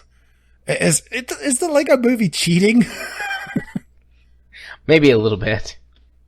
It's all right though. I didn't watch the Assassin's Creed movie. Assassin's Creed is also a series. I played the first one and was utterly bored, and just never bothered with any of the other ones. Well, I tried the one I got for free, and it just ran poorly on my system because Ubisoft can't optimize a game to save their life. Yeah. And their latest ones run poorly on everyone's systems. Yeah. I haven't seen the Assassin's Creed movie, but I have heard nothing but bad things. So, now I'll watch it. Well, he said surprisingly watchable, so. Yeah. I guess that doesn't mean good, just watchable. Well, surprisingly. Kyle, Street Fighter. Jean-Claude Van Damme is the best bison ever put to screen. Of course! Jim, Final Fantasy VII, Avid Children. Though the upcoming Tomb Raider movie also looks promising. I didn't know there was a new Tomb Raider movie. I didn't either, but Avid Children's also a really good movie. It's probably, one of the better video game movies that I can think of just offhand. And one that I think a lot of people forget about because of the first Final Fantasy movie, which was Final Fantasy in name only, really. Yeah. Don't get me wrong. The first Final Fantasy movie wasn't terrible. It's just, it wasn't a Final Fantasy movie. If they named that movie anything else, so people had different expectations going into it, I think we would still have Squaresoft instead of Square Enix, and which has unreasonably high expectations for all their sales. Are you talking about the Spirits Within? Yeah. Okay, all right. There's been several animated Final Fantasy movies. I said the first one, which I'm pretty sure. I couldn't remember. I'm pretty sure that's the Spirits Within, but just to make it to clarify, I guess I should say Final Fantasy Spirits Within. Essentially, sci-fi Final Fantasy, which is, I know, not quite outside the realm of possibility, because a lot of the Final Fantasy games are kind of sci-fi, at least in elements, but there was really no magical element of them at all in the movie. Yeah. And let's see, and we have Ghost Shark. Dead or Alive was a good video game movie. Didn't take itself too seriously. Great action scenes and a cheesy plot. Ghost Shark, define plot. Oh. What is your favorite video game movie, Rach? I think I would have to go with Advent Children. Just offhand. I can't really think of anything else, and that is a pretty good kind of final cap on the Final Fantasy VII world. Granted, it does have its over-the-top elements, but hearing a one-winged angel with the electric guitar is fucking awesome. What about you? It's a tough one. I'm a huge fan, like I've said before, of the Resident Evil series of movies, just because they're so dumb and fun to watch. But I think I'm gonna have to go with Mortal Kombat. Yeah, that's also a really good one, and one that's kind of forgotten because of its sequels. Yeah, although oddly enough, Mortal Kombat Annihilation had some really good moments in it that stayed true to the games. As a movie, it's just garbage. It's way worse than the first one, but there are some good moments in Mortal Kombat Annihilation that really, really stayed true to the source material, which is interesting. But the first one is, I mean, if I ever see the first Mortal Kombat movie ever anywhere, like if I'm scrolling through on a streaming service, which it comes to every once in a while, or if I'm ever, you just yell, yeah, or if I'm ever like at my parents' house or something and the TV's on, and because my dad will occasionally watch stuff like that, it's like, oh, leave it there, Mortal Kombat, gotta watch it. Okay, am I the only one that's hearing the Mortal Kombat theme in his head right now? I'm hearing it right now as well. A little scary, but okay, we'll go with that. Yeah. Yeah, definitely. I mean, I could sit and talk about a lot of video game movies, but that's got to be my top, Mortal Kombat. Okay, and we didn't have a lot of tweets, but we had a couple. Jim tweeted us more footage of the Star Trek Bridge Crew game. It looks really fun, and I think that's probably going to be the closest to a real system seller right now. That's my take on it, is that I do think the Bridge Crew is probably going to be a system seller, but the thing is that it's still a very niche thing. Yeah. But I really wish there wasn't the Abrams universe. Just for style purposes, you know? I would love to see if they wanted to do the original Star Trek. The original Star Trek bridge. Granted, they could do it cosmetically. I mean, it is a lot of the same things really going on. So, yeah, I mean, it can be a DLC or a mod. Mm-hmm. Yeah, that would be cool. I don't have anything against the new Star Trek, though. I like it. It's not the Star Trek I'd want. Yeah, no. It's not my favorite Star Trek, but I do enjoy it. It's got, I don't know. It's hard to put my finger on it. It's just got a certain quality to it that I like. And it might be the fact that it's... Well, granted, I've only seen a couple of them so far. Mm-hmm. But it does have a sense of humor about it that I kind of like. But it feels like it's leaning too much to an action movie for me to associate with Star Trek. Yeah, they are incredibly action-y movies. Yeah, and for me, Star Trek, and this is probably the reason why it's, the old series of movies that died out, is that there's long stretches where it's the story, and the action is the punctuation of that. My favorite Star Trek movie, Wrath of Khan, is a perfect example of that. I really like Wrath of Khan too. I'm But not sure if you look it's at my it, favorite, but it's Wrath up of there. Khan is almost not a Star Trek movie and more of a submarine movie. Yeah, particularly the Final combat battle. at the end. Yeah, the final battle. My favorite Star Trek movie might be Undiscovered Country. That's a good one. I don't like the what is it? Star Trek: The Motion Picture. I hate that movie. It's too slow paced. Yeah. If I recall it correctly, I've only seen it once, and it wasn't memorable for me. They really knocked it out of the park with Khan, though. The Next Generation movies weren't terrible, but they never really stood out either. Yeah, I really like the Next Generation movies, but I kind I of was wish a that they Next Generation kid growing up, so I kind of wish that they connect to me. continued with the movies, though, because it felt like they were setting up to bring Data back. Yeah, but I mean, And Patrick supposedly they Stewart's did. just gotten too old. Supposedly they did in the comics as well. Bring Data back through his brother. Yeah. Star Trek Into Darkness, which was the second new Star Trek movie, is they try to emulate parts of Wrath of Khan, but they get that part all wrong. Into Darkness is probably my least favorite of the new Star Treks. Well, I'm not sure if I've seen Into Darkness. I know I've seen the first one, and I think I've seen bits and pieces of Into Darkness, but I've never sat down and watched the entire thing. Maybe I've only seen the first Star Trek, or of the new reboots. Now that I really think about it. Star Trek Beyond is by far the best, but that whole movie is just jumping the shark and just owning it. And that's why I love it so much. It's so stupid. So stupid, but it's lovely. No wonder you love it so much. Yeah. Like, there's this... Well, you were talking about how Into Darkness does Khan poorly.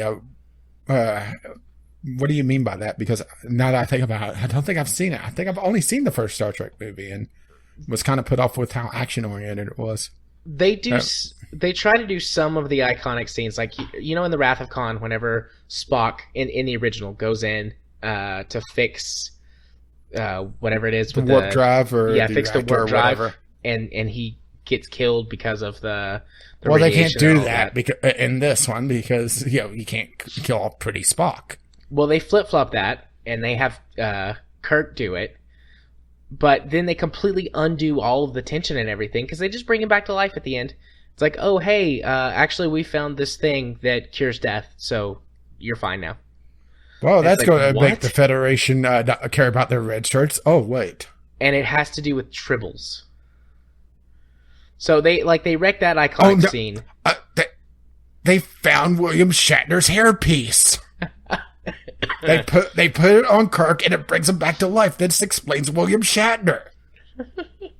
And then they do have sort of a cat and mouse fight between the Enterprise and another ship, but they do it all wrong. They play it with modern action stuff instead of doing the kind of tactical submarine combat that made it so iconic. And it's just like...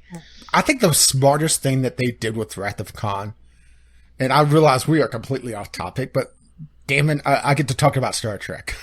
And after listening to you guys talk about Star Wars, damn it, it's my Trekkie moment. No, that's fine. I love Star Trek too, so I'm all aboard. The smartest thing they did with Wrath of Khan was to cripple both ships early in the movie and never let them fix themselves. So they're very slow, they're very sluggish, especially for Federation ships. And it makes the combat a lot more tactical that you do not see in any other Star Trek movie. In any other Star Trek movie, they would just bounce the graviton particle beam off the main deflector dish. And the fight would be spread over. of photon torpedoes. I think they tried to set it up, or at least they make you think in Into Darkness that you're going to set it up, because the Enterprise is like an underdog ship in this fight. And they do a few things that, they're crazy, but they do a few things that seem like, okay, they're trying to be smart, and they're going to try and kind of capture that essence of Wrath of Khan, and then it just turns into like a modern action spaceship battle, and the Enterprise gets exploded again. The Enterprise has been destroyed in every new Star Trek movie, and it gets rebuilt. All 3 movies, the Enterprise just gets fucked up. And in the most recent one, Star Trek, well, you haven't seen it. Do you care if I spoil anything? How many lens flares are in it? Millions. Okay, don't give a shit. Okay. Yeah, I mean, in Star Trek Beyond, they blow the Enterprise up in the first 20 minutes of the movie. And then they're without the Enterprise the whole time, or for the rest of the movie. So, what letter are they on now, or they've gone to the Greek alphabet because they ran out? I think that they've moved beyond the Greek alphabet. I mean, it's crazy. And the scene though in Star Trek Beyond that lets you know that they just don't give a fuck anymore is that during like the finale of the movie, in like the last 30 minutes, they've got another ship and they're doing stuff and like they're going to take out the bad guy, and the bad guy has like access to what feels like 1 million drone ships, and the ship that they've stolen, they start playing, what's the song that they played? Paranoid? They play like a 90s kind of grunge rock song, and the ship that they've got is surfing a wave of explosions. Like they're playing this song because somehow through the power of music and Star Trek technobabble, they're using the interference created by loud rock music to overload the drone's receivers and cause them to self-destruct. So the Enterprise is there's no sound in space. The Enterprise is riding a wave of exploding drones while playing grunge metal, and just like, it's so stupid, but it's so wonderful. And you can tell they just don't care anymore. I mean, I could accept Star Trek technobabble to a degree, but I think I'm just going to go back and watch Deep Space Nine and forget about the new series of movies. I'm looking for this on YouTube. I don't need this in my life. I that's fine. You don't have to see it. I want to see it again now. I know. I'm the worst. Are you ready to move on? Not quite, because we only got through one tweet of 4. Okay. Let's see, Jim. Jim tweeted us about 3 different things this week, and we talked about 2 of them already. He tweeted us about the payment processor scandal and the Xbox refund system going in. And Kimus, him and you did a thing. Yeah. And that went on your YouTube channel.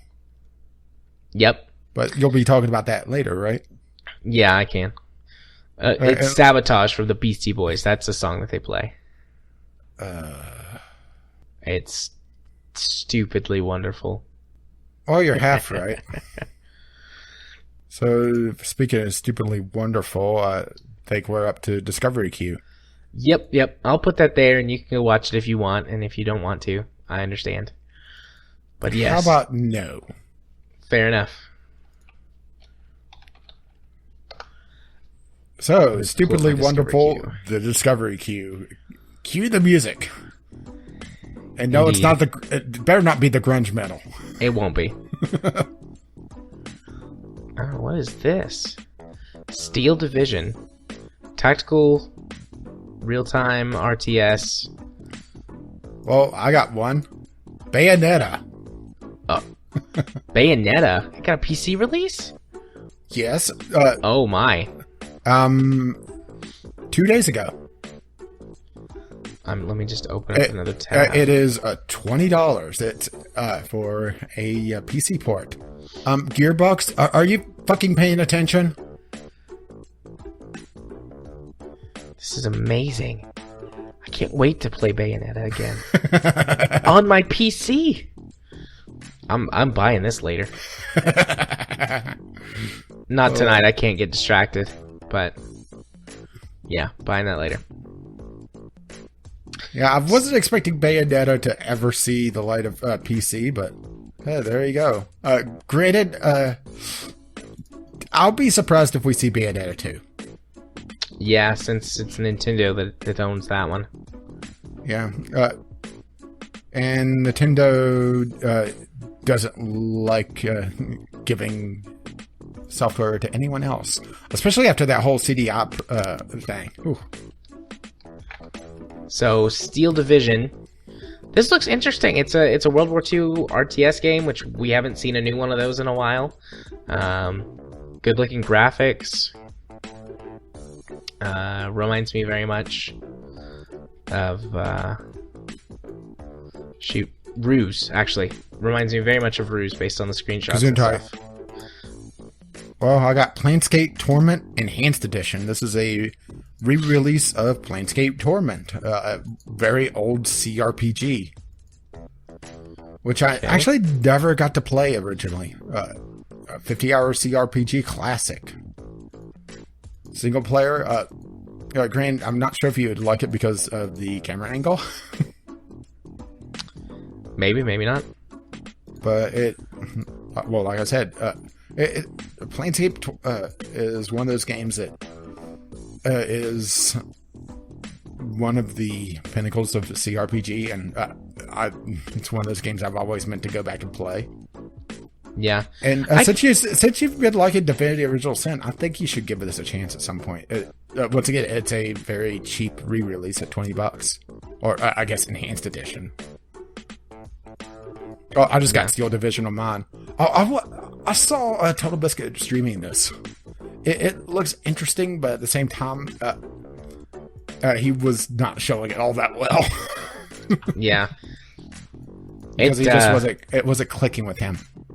Yeah, it looks like it'd be right up my alley. So, when did it say the release date was? Because it's not out yet. I don't remember. I have a visual novel here that actually looks somewhat decent. Nice. It's called Nightshade. It doesn't look like it's fan servicey, so that turns you off right away. Do I have that sounds familiar. Do I have it on my wish list? I don't see it on your wish list. Nightshade.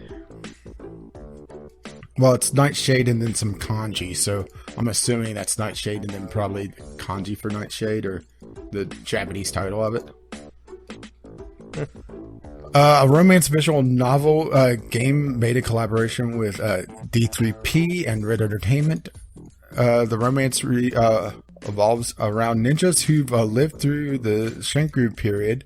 This game was published in 2016 on the PS Vita. So it's definitely seen a limited release if it was a Vita title, especially in the West. Ooh, this looks interesting. Yeah, like I said, it looks interesting. It has a pretty good art style to it. Yeah, put it on my wish list. This also looks interesting. Low Magic Age. Odd name, but it's a fantasy RPG that focuses on turn-based tactical combat. A tactical comment. It looks like it's using a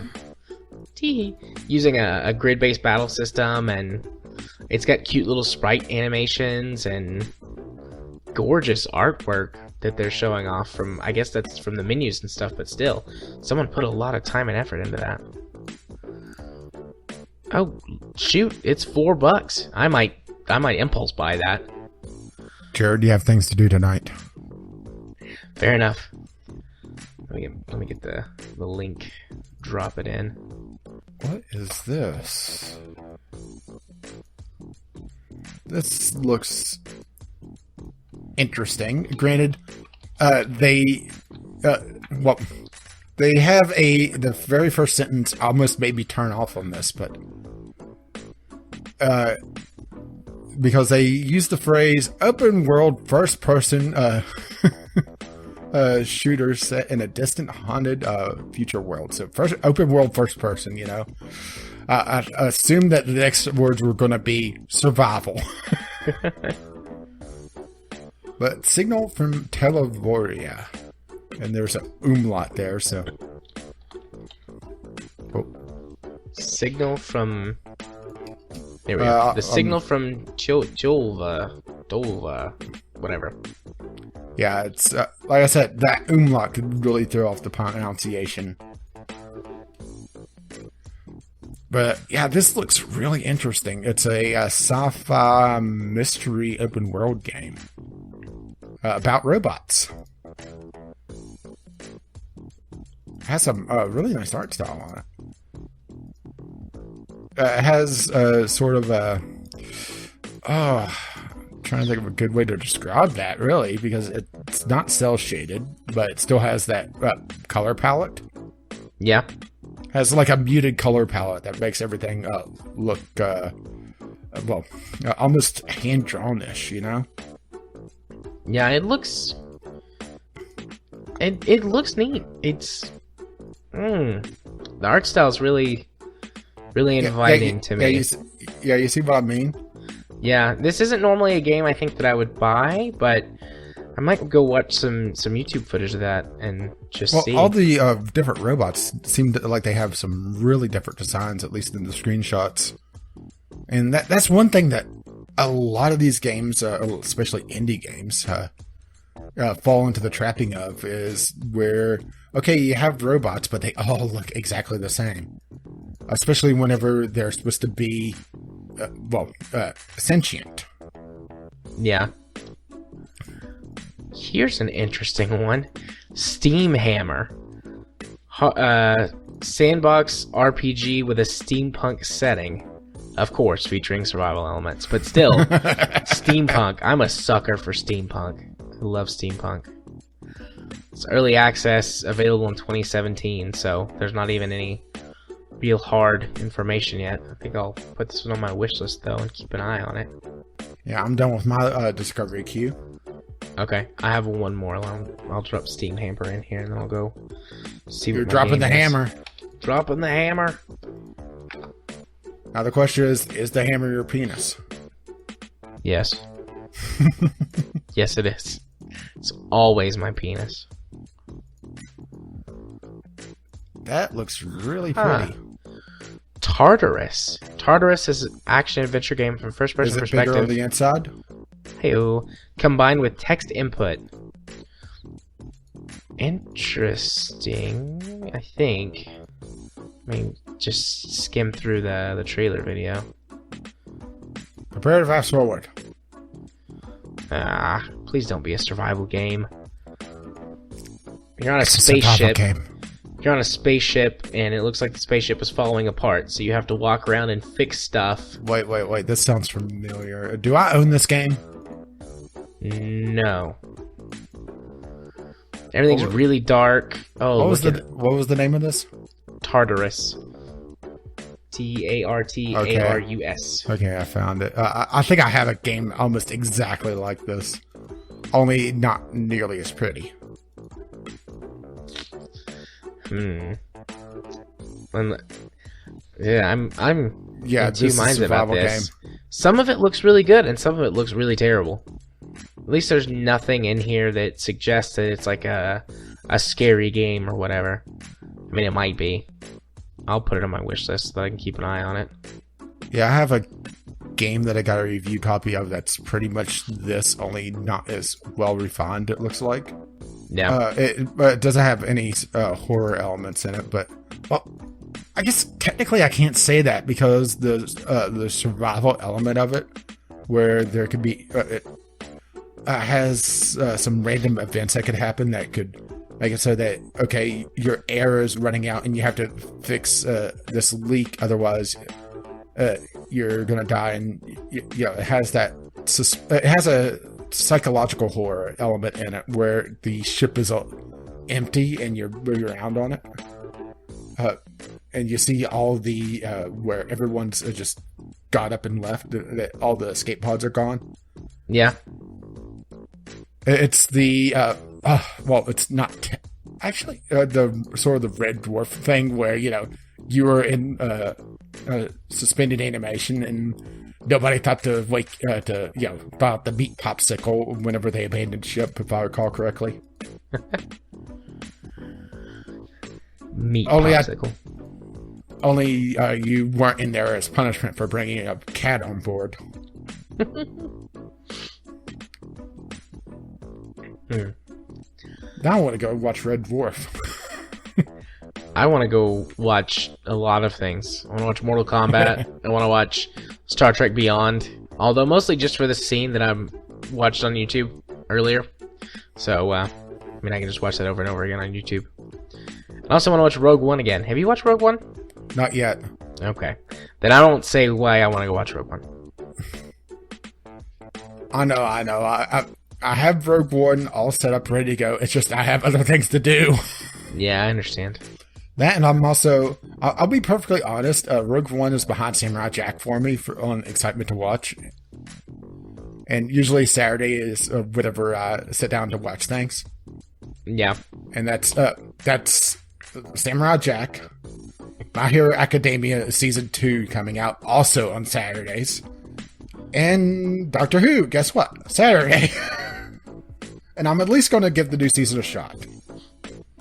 Not sure if I'm going to stick with it because I'll be perfectly honest. I'm not sure if it's me or Doctor Who, but it seems like it's not there anymore. But I do know that this, well, it's all over the internet, so it's not a spoiler. But supposedly, well, it's not supposedly, it's been confirmed that this is going to be the 12th Doctor's last season. So even if this season doesn't turn out all that well, try it next season with the new Doctor. See if 13 is a lucky number. It's really a sad thing because I really like this Doctor. It's just he doesn't seem to be getting all that good stories. Yay? What? I'm not a Doctor Who person. I really liked the 10th Doctor. I don't know who the 10th Doctor was. Tennant. Oh, okay. Yeah, David Tennant. He's the only Doctor Who, like, his episode's the only ones that I can actually stomach. I just don't, and it's not the crappy special effects, like, that's kind of like one of the charms of the show, like the poor special effects. I'm okay with that. Actually, the special effects have done really good. I just don't like it. I've never gotten hooked into it. Well, I think Blink is probably one of his, if not his best episodes, where they introduced the angels. I don't know if I've ever seen that one. It's kind of weird. It's a Doctor Who episode that has pretty much none of the Doctor in it. All right. He appears in recordings. If that doesn't sound familiar to you, you haven't seen it. Yeah, it doesn't sound familiar, so I've not seen it. Okay, that's your homework. I'll watch Rogue One this week. You watch Blink. Okay. You'll have to send me a text or a tweet or something later, because I'll forget. But I will watch it. I'll make time to watch it. I just need to sit down and watch Rogue One. And the thing is, I'm set up to render Halo tonight, so I do have an opportunity. You could watch Rogue One, yeah. But let's move towards the end, speaking of rendering, so that I can get this done. So now, what's going on your channel? Yeah, so because this is the portion of the show where you go first. Yeah, baby. I put up this thing that Kimmis and I did a few weeks ago called Straight as a Pretzel, where that Kimmis and I talk about all the cute boys and what we want to do to all the cute boys. And I won't say any more than that. If that sounds interesting to you, we would love if you went and watched it. It's on my YouTube channel. We were going to put it on the feed originally, but after Rach and I discussed it, we decided that it was looking back at from our and looking back at some of our old content as well, some stuff really shouldn't have been on the feed that ended up going on the feed, and we're going to try to tighten up content a little bit. I know, tighten up content when we had this episode. Yeah, I'll probably do a little extra hacking this episode and get some good stuff for Franken content, I think. But anyways, yeah, so that's up on my channel. I got my big boy chair put together, so it won't be so bad to sit at my desk now. And I've got a list of things to render and stuff to work on. Should have a decently free weekend, actually, so I guess that will be on my channel. Well, that'll be on the channel in the coming week after the show. So I intend to actually release a few videos this week. Probably Divinity. Some of the backlog that I have of Divinity. And I've got 1,000,001 projects in my head rolling around. But like I said last week, or maybe the week before, right now is not the time for me to be starting new projects that I may or may not finish. So I I'll put all that together once we get moved. So that's what's coming up on my channel. If you want to watch my stuff, particularly Straight as a Pretzel, you can do so over on my YouTube channel, Gaming Psychologist. If you want to follow me on Twitter, where you can see me tweet about all kinds of things, tweeted some stuff about my son's birthday over the weekend, tweeted some political stuff. I tweeted something about food, I think. That might have been last week, though. But anyways, if you want to see those tweets, you can follow me at JMA4707. If you want to watch me stream games on Twitch, haven't been doing much of that here lately, but I did warn everybody when we started this whole house buying process that the streams would probably be the first thing to go whenever I lost time. But when they come back, you can watch me over at twitch.tv/jarthur4707. And if you want to be my friend on Steam, you can send me a friend request. My Steam username is jarthur4707. I accept all friend requests because I think all of you people are lovely, lovely people. Also, Matt, please let me know who you are, because there are some of our members of our audience that I'm a little bit closer to that I only know you by like your Steam username or something like that. So your real name might be Matt. Or if you're just a listener of the podcast who's never participated, drop me a DM Feel free on to Twitter. join in. Yeah, or feel free to join in on our Discord, on DM me on Twitter, or just send a tweet. Or you can be my friend on Steam and chat me up. I'd love to talk to you since you gave us some money. And if you wish to confuse the ever-living hell out of Jared, the password for this week is bongo. Bongo? Yes, one of my random words. Fair enough.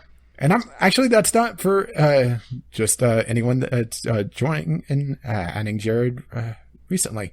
I want everybody to send him bongo. That's fine. I can handle that. There is one thing that I missed, and I was having stream of conscious, so I couldn't really drop back into it. Uh-oh. We're running a Star Wars RPG campaign. This past Friday, we all got together and made our characters, or worked on our characters. Ghost Shark, one of our community members, is the one who's leading the game. If you want to participate, there is still time before we get started to jump in from the beginning. And at any point, if you want to join in, we can find a spot for you. I actually recorded the whole thing, and I'm not going to lie, it's pretty boring, but there was a request to record it and release it, so I'll put that up on my YouTube channel in the next week or so. And just have it available for anybody to listen to. That's it. I'm done. Huh? What? What's going on for you, Rach? Oh, well, pretty much standard stuff. I did skip a day of Halo just to try to get back on my standard recording schedule because, yeah, I was getting to the point where I was recording and immediately rendering and producing stuff. And I didn't get a chance to render earlier, so I'm kind of still in that situation for the moment. But I'm not recording and rendering it on the same night, so yeah, it's not nearly as bad. Plus, the only person that's really been watching my Halo content is still behind. Yeah, I've only seen the first 3 episodes. Yeah, I figured as much because you've been commenting on them. Indeed. But I know that you're the one that really wanted to see me play Halo. Yep. And I did have a question in one of my latest episodes. I think I'll go ahead and throw it out here for you to think on. Is that it seems like they're expecting you to know a lot of lore that wasn't available at the time. Am I missing something here? No, I don't think so. I mean, Combat Evolved is the first Halo game, right? Yeah, Combat Evolved was the first Halo anything. But there's some references to Marathon in there, the previous Bungie FPS games, but yeah, it just seems like they're expecting you to know a lot about the Covenant and the war in general against them. No, they just kind of throw you in. Maybe it's just I'm expecting to figure out what the hell is going on, and I'll be perfectly honest, I have no idea what the fuck's going on. Yeah, you don't figure. I mean, you do eventually figure it out. It is part of the story. Like you figure out what's going on, but it doesn't happen until a little bit later. Okay, I must not be at that part yet. I'll tell you the sequence I just finished recording. It'll be Monday's episode, if you want me to. Sure. The tank. The tank. As in, the tank I drive. Oh, okay. I finished that sequence. Okay. And I got very disappointed when I got to this area where it's like, oh, I gotta get out of the tank and go on foot. No. Yep. So disappointing. Wah, wah. But yeah, that's what's going on there. RimWorld is past 50 episodes now. I have no idea how it survived this long, but it has. I'm nearing the end of my name list. I have no idea what to do with that, and I'm actually to the point where I'm looking to split the colony potentially into two and have an outpost. Kyle showed up and he's fucking useless.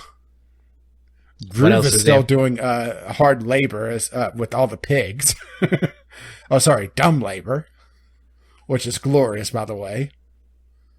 Nice. Yeah, but like I said, RimWorld, I guess something clicked, and I'm doing a lot better. Granted, there's still a lot of stupid things that hasn't cost me the game yet, but that I'm slowly improving and changing around defensive strategies, toying around with a few things. The base is damn hard to crack right now. And I actually had a poison ship. No, it wasn't a poison ship. It was a psychic ship, which is, I know, really makes a big difference. I just obliterated. It was hilarious. Let's just put it this way. With my mod set, mortars are deadly. And let's see what else. Of course, Divinity is started up again, thankfully. I'm hoping that we'll be able to record that again Saturday and keep on it, because I do like keeping that ongoing. But then again, well, you've said it yourself, taking a break from it every so often isn't a bad thing, and maybe we should set up a game that would be a kind of a buffer for, a little bit of random co-op. Yeah, a new one. Yeah, try to figure out something. I mean, we could do Rocket League. It can get very frustrating whenever we get people that just have spent a lot more time in it than us. I talked about Sanctum earlier. We could play Sanctum. That's true. I mean, we could give it a shot one time and see how it goes. Maybe. And the Sunday Sampler. I'm pretty sure I know what's going to go on that, unless this game that got Monday is absolutely terrible. Let's just put it this way. I'm going to tease this one. And should I send this to Jared to let him see what this is, if I can remember the name of it without having to look it up on my list. Let's just put it this way. XCOM-like is what they're calling it. Well, there's a few games that have done that over the years, but there's one that comes to mind. Well, this is a recent release, or coming release. I can't remember which. And I'm seeing if I could find it, and I'm not finding it offhand. And the problem is, finding something in my Steam library is a little difficult. No, I think I found it.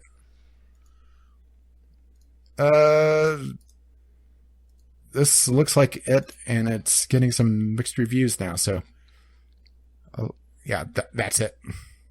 So at least I'll have something to look at. And, well, what the hell, I'll send it to Jared to see what he thinks. No, thanks. I don't expect him to giggle like a schoolgirl like he did last time I did this, but... And don't add it to your wish list just yet, so it's not give it away, assuming people actually care. Huh. I don't think I've seen this game before. Well, considering it just released recently. Yeah, and it's not the game that I was thinking of. I can't think of the name of the game I was thinking of, but it was essentially like a remake of, or, a spiritual successor to the original XCOM. But this is it's not. No, I'm blanking on it. I know what you're talking about. Yeah. Xenonauts. Xenonauts is what I was thinking. No, it's not Xenonauts. This is odd. I'll be talking about it next week at the very least. Is this a mobile game? This I have no idea. Incredibly familiar. I have no idea. I just got a review copy of it, and it's about my best option right now. Yeah. Yeah, no, this looks incredibly been a slow familiar, week. not just because it looks like the modern XCOM. Yeah, it's been a slow week, review copy-wise. But anyway, that's what's going on my channel. Twitter, I'm posting somewhat randomly over at Gaming with CR. My YouTube is Gaming with Caffeine Rage. And that is, well, really about it. So, intro and outro? Intro and outro is On the Ground by Kevin McLeod. And yes, I'm doing this completely out of order just to fuck with Jared. Yep. And we also have Doobly Doo by Kevin McLeod as our Discovery Queue theme. And Doobly Doo is amazing when it's sped up, and that's the reason why I used it. If you wish to reach us, you could find us at vglpodcast@gmail.com with your letters, voicemails, and gaming-related topics, or you could tweet them at VGLpodcast on Twitter like Jim did this week. Our Patreon, which like we mentioned before, we got a new patron, is patreon.com/VGLpodcast, and it is greatly appreciated that you're paying for this absolute madness. And if you're not following us on our RSS feed or on iTunes or Google Play, which hopefully those are up to date, you can find our RSS feed at vglpodcast.podbeam.com. And that goes doubly so if you're listening to this on YouTube. You don't have to suffer through YouTube for us. We do have an RSS feed. Now you go. Yeah, there's going to be some music that plays now over my voice. I don't have my usual cue. I'm not prepared. I just had to fuck with you. I realize it's late. Doubly so. Oh boy, now. This is what happens when we don't have a script and I decide to mess with Jared. Bye.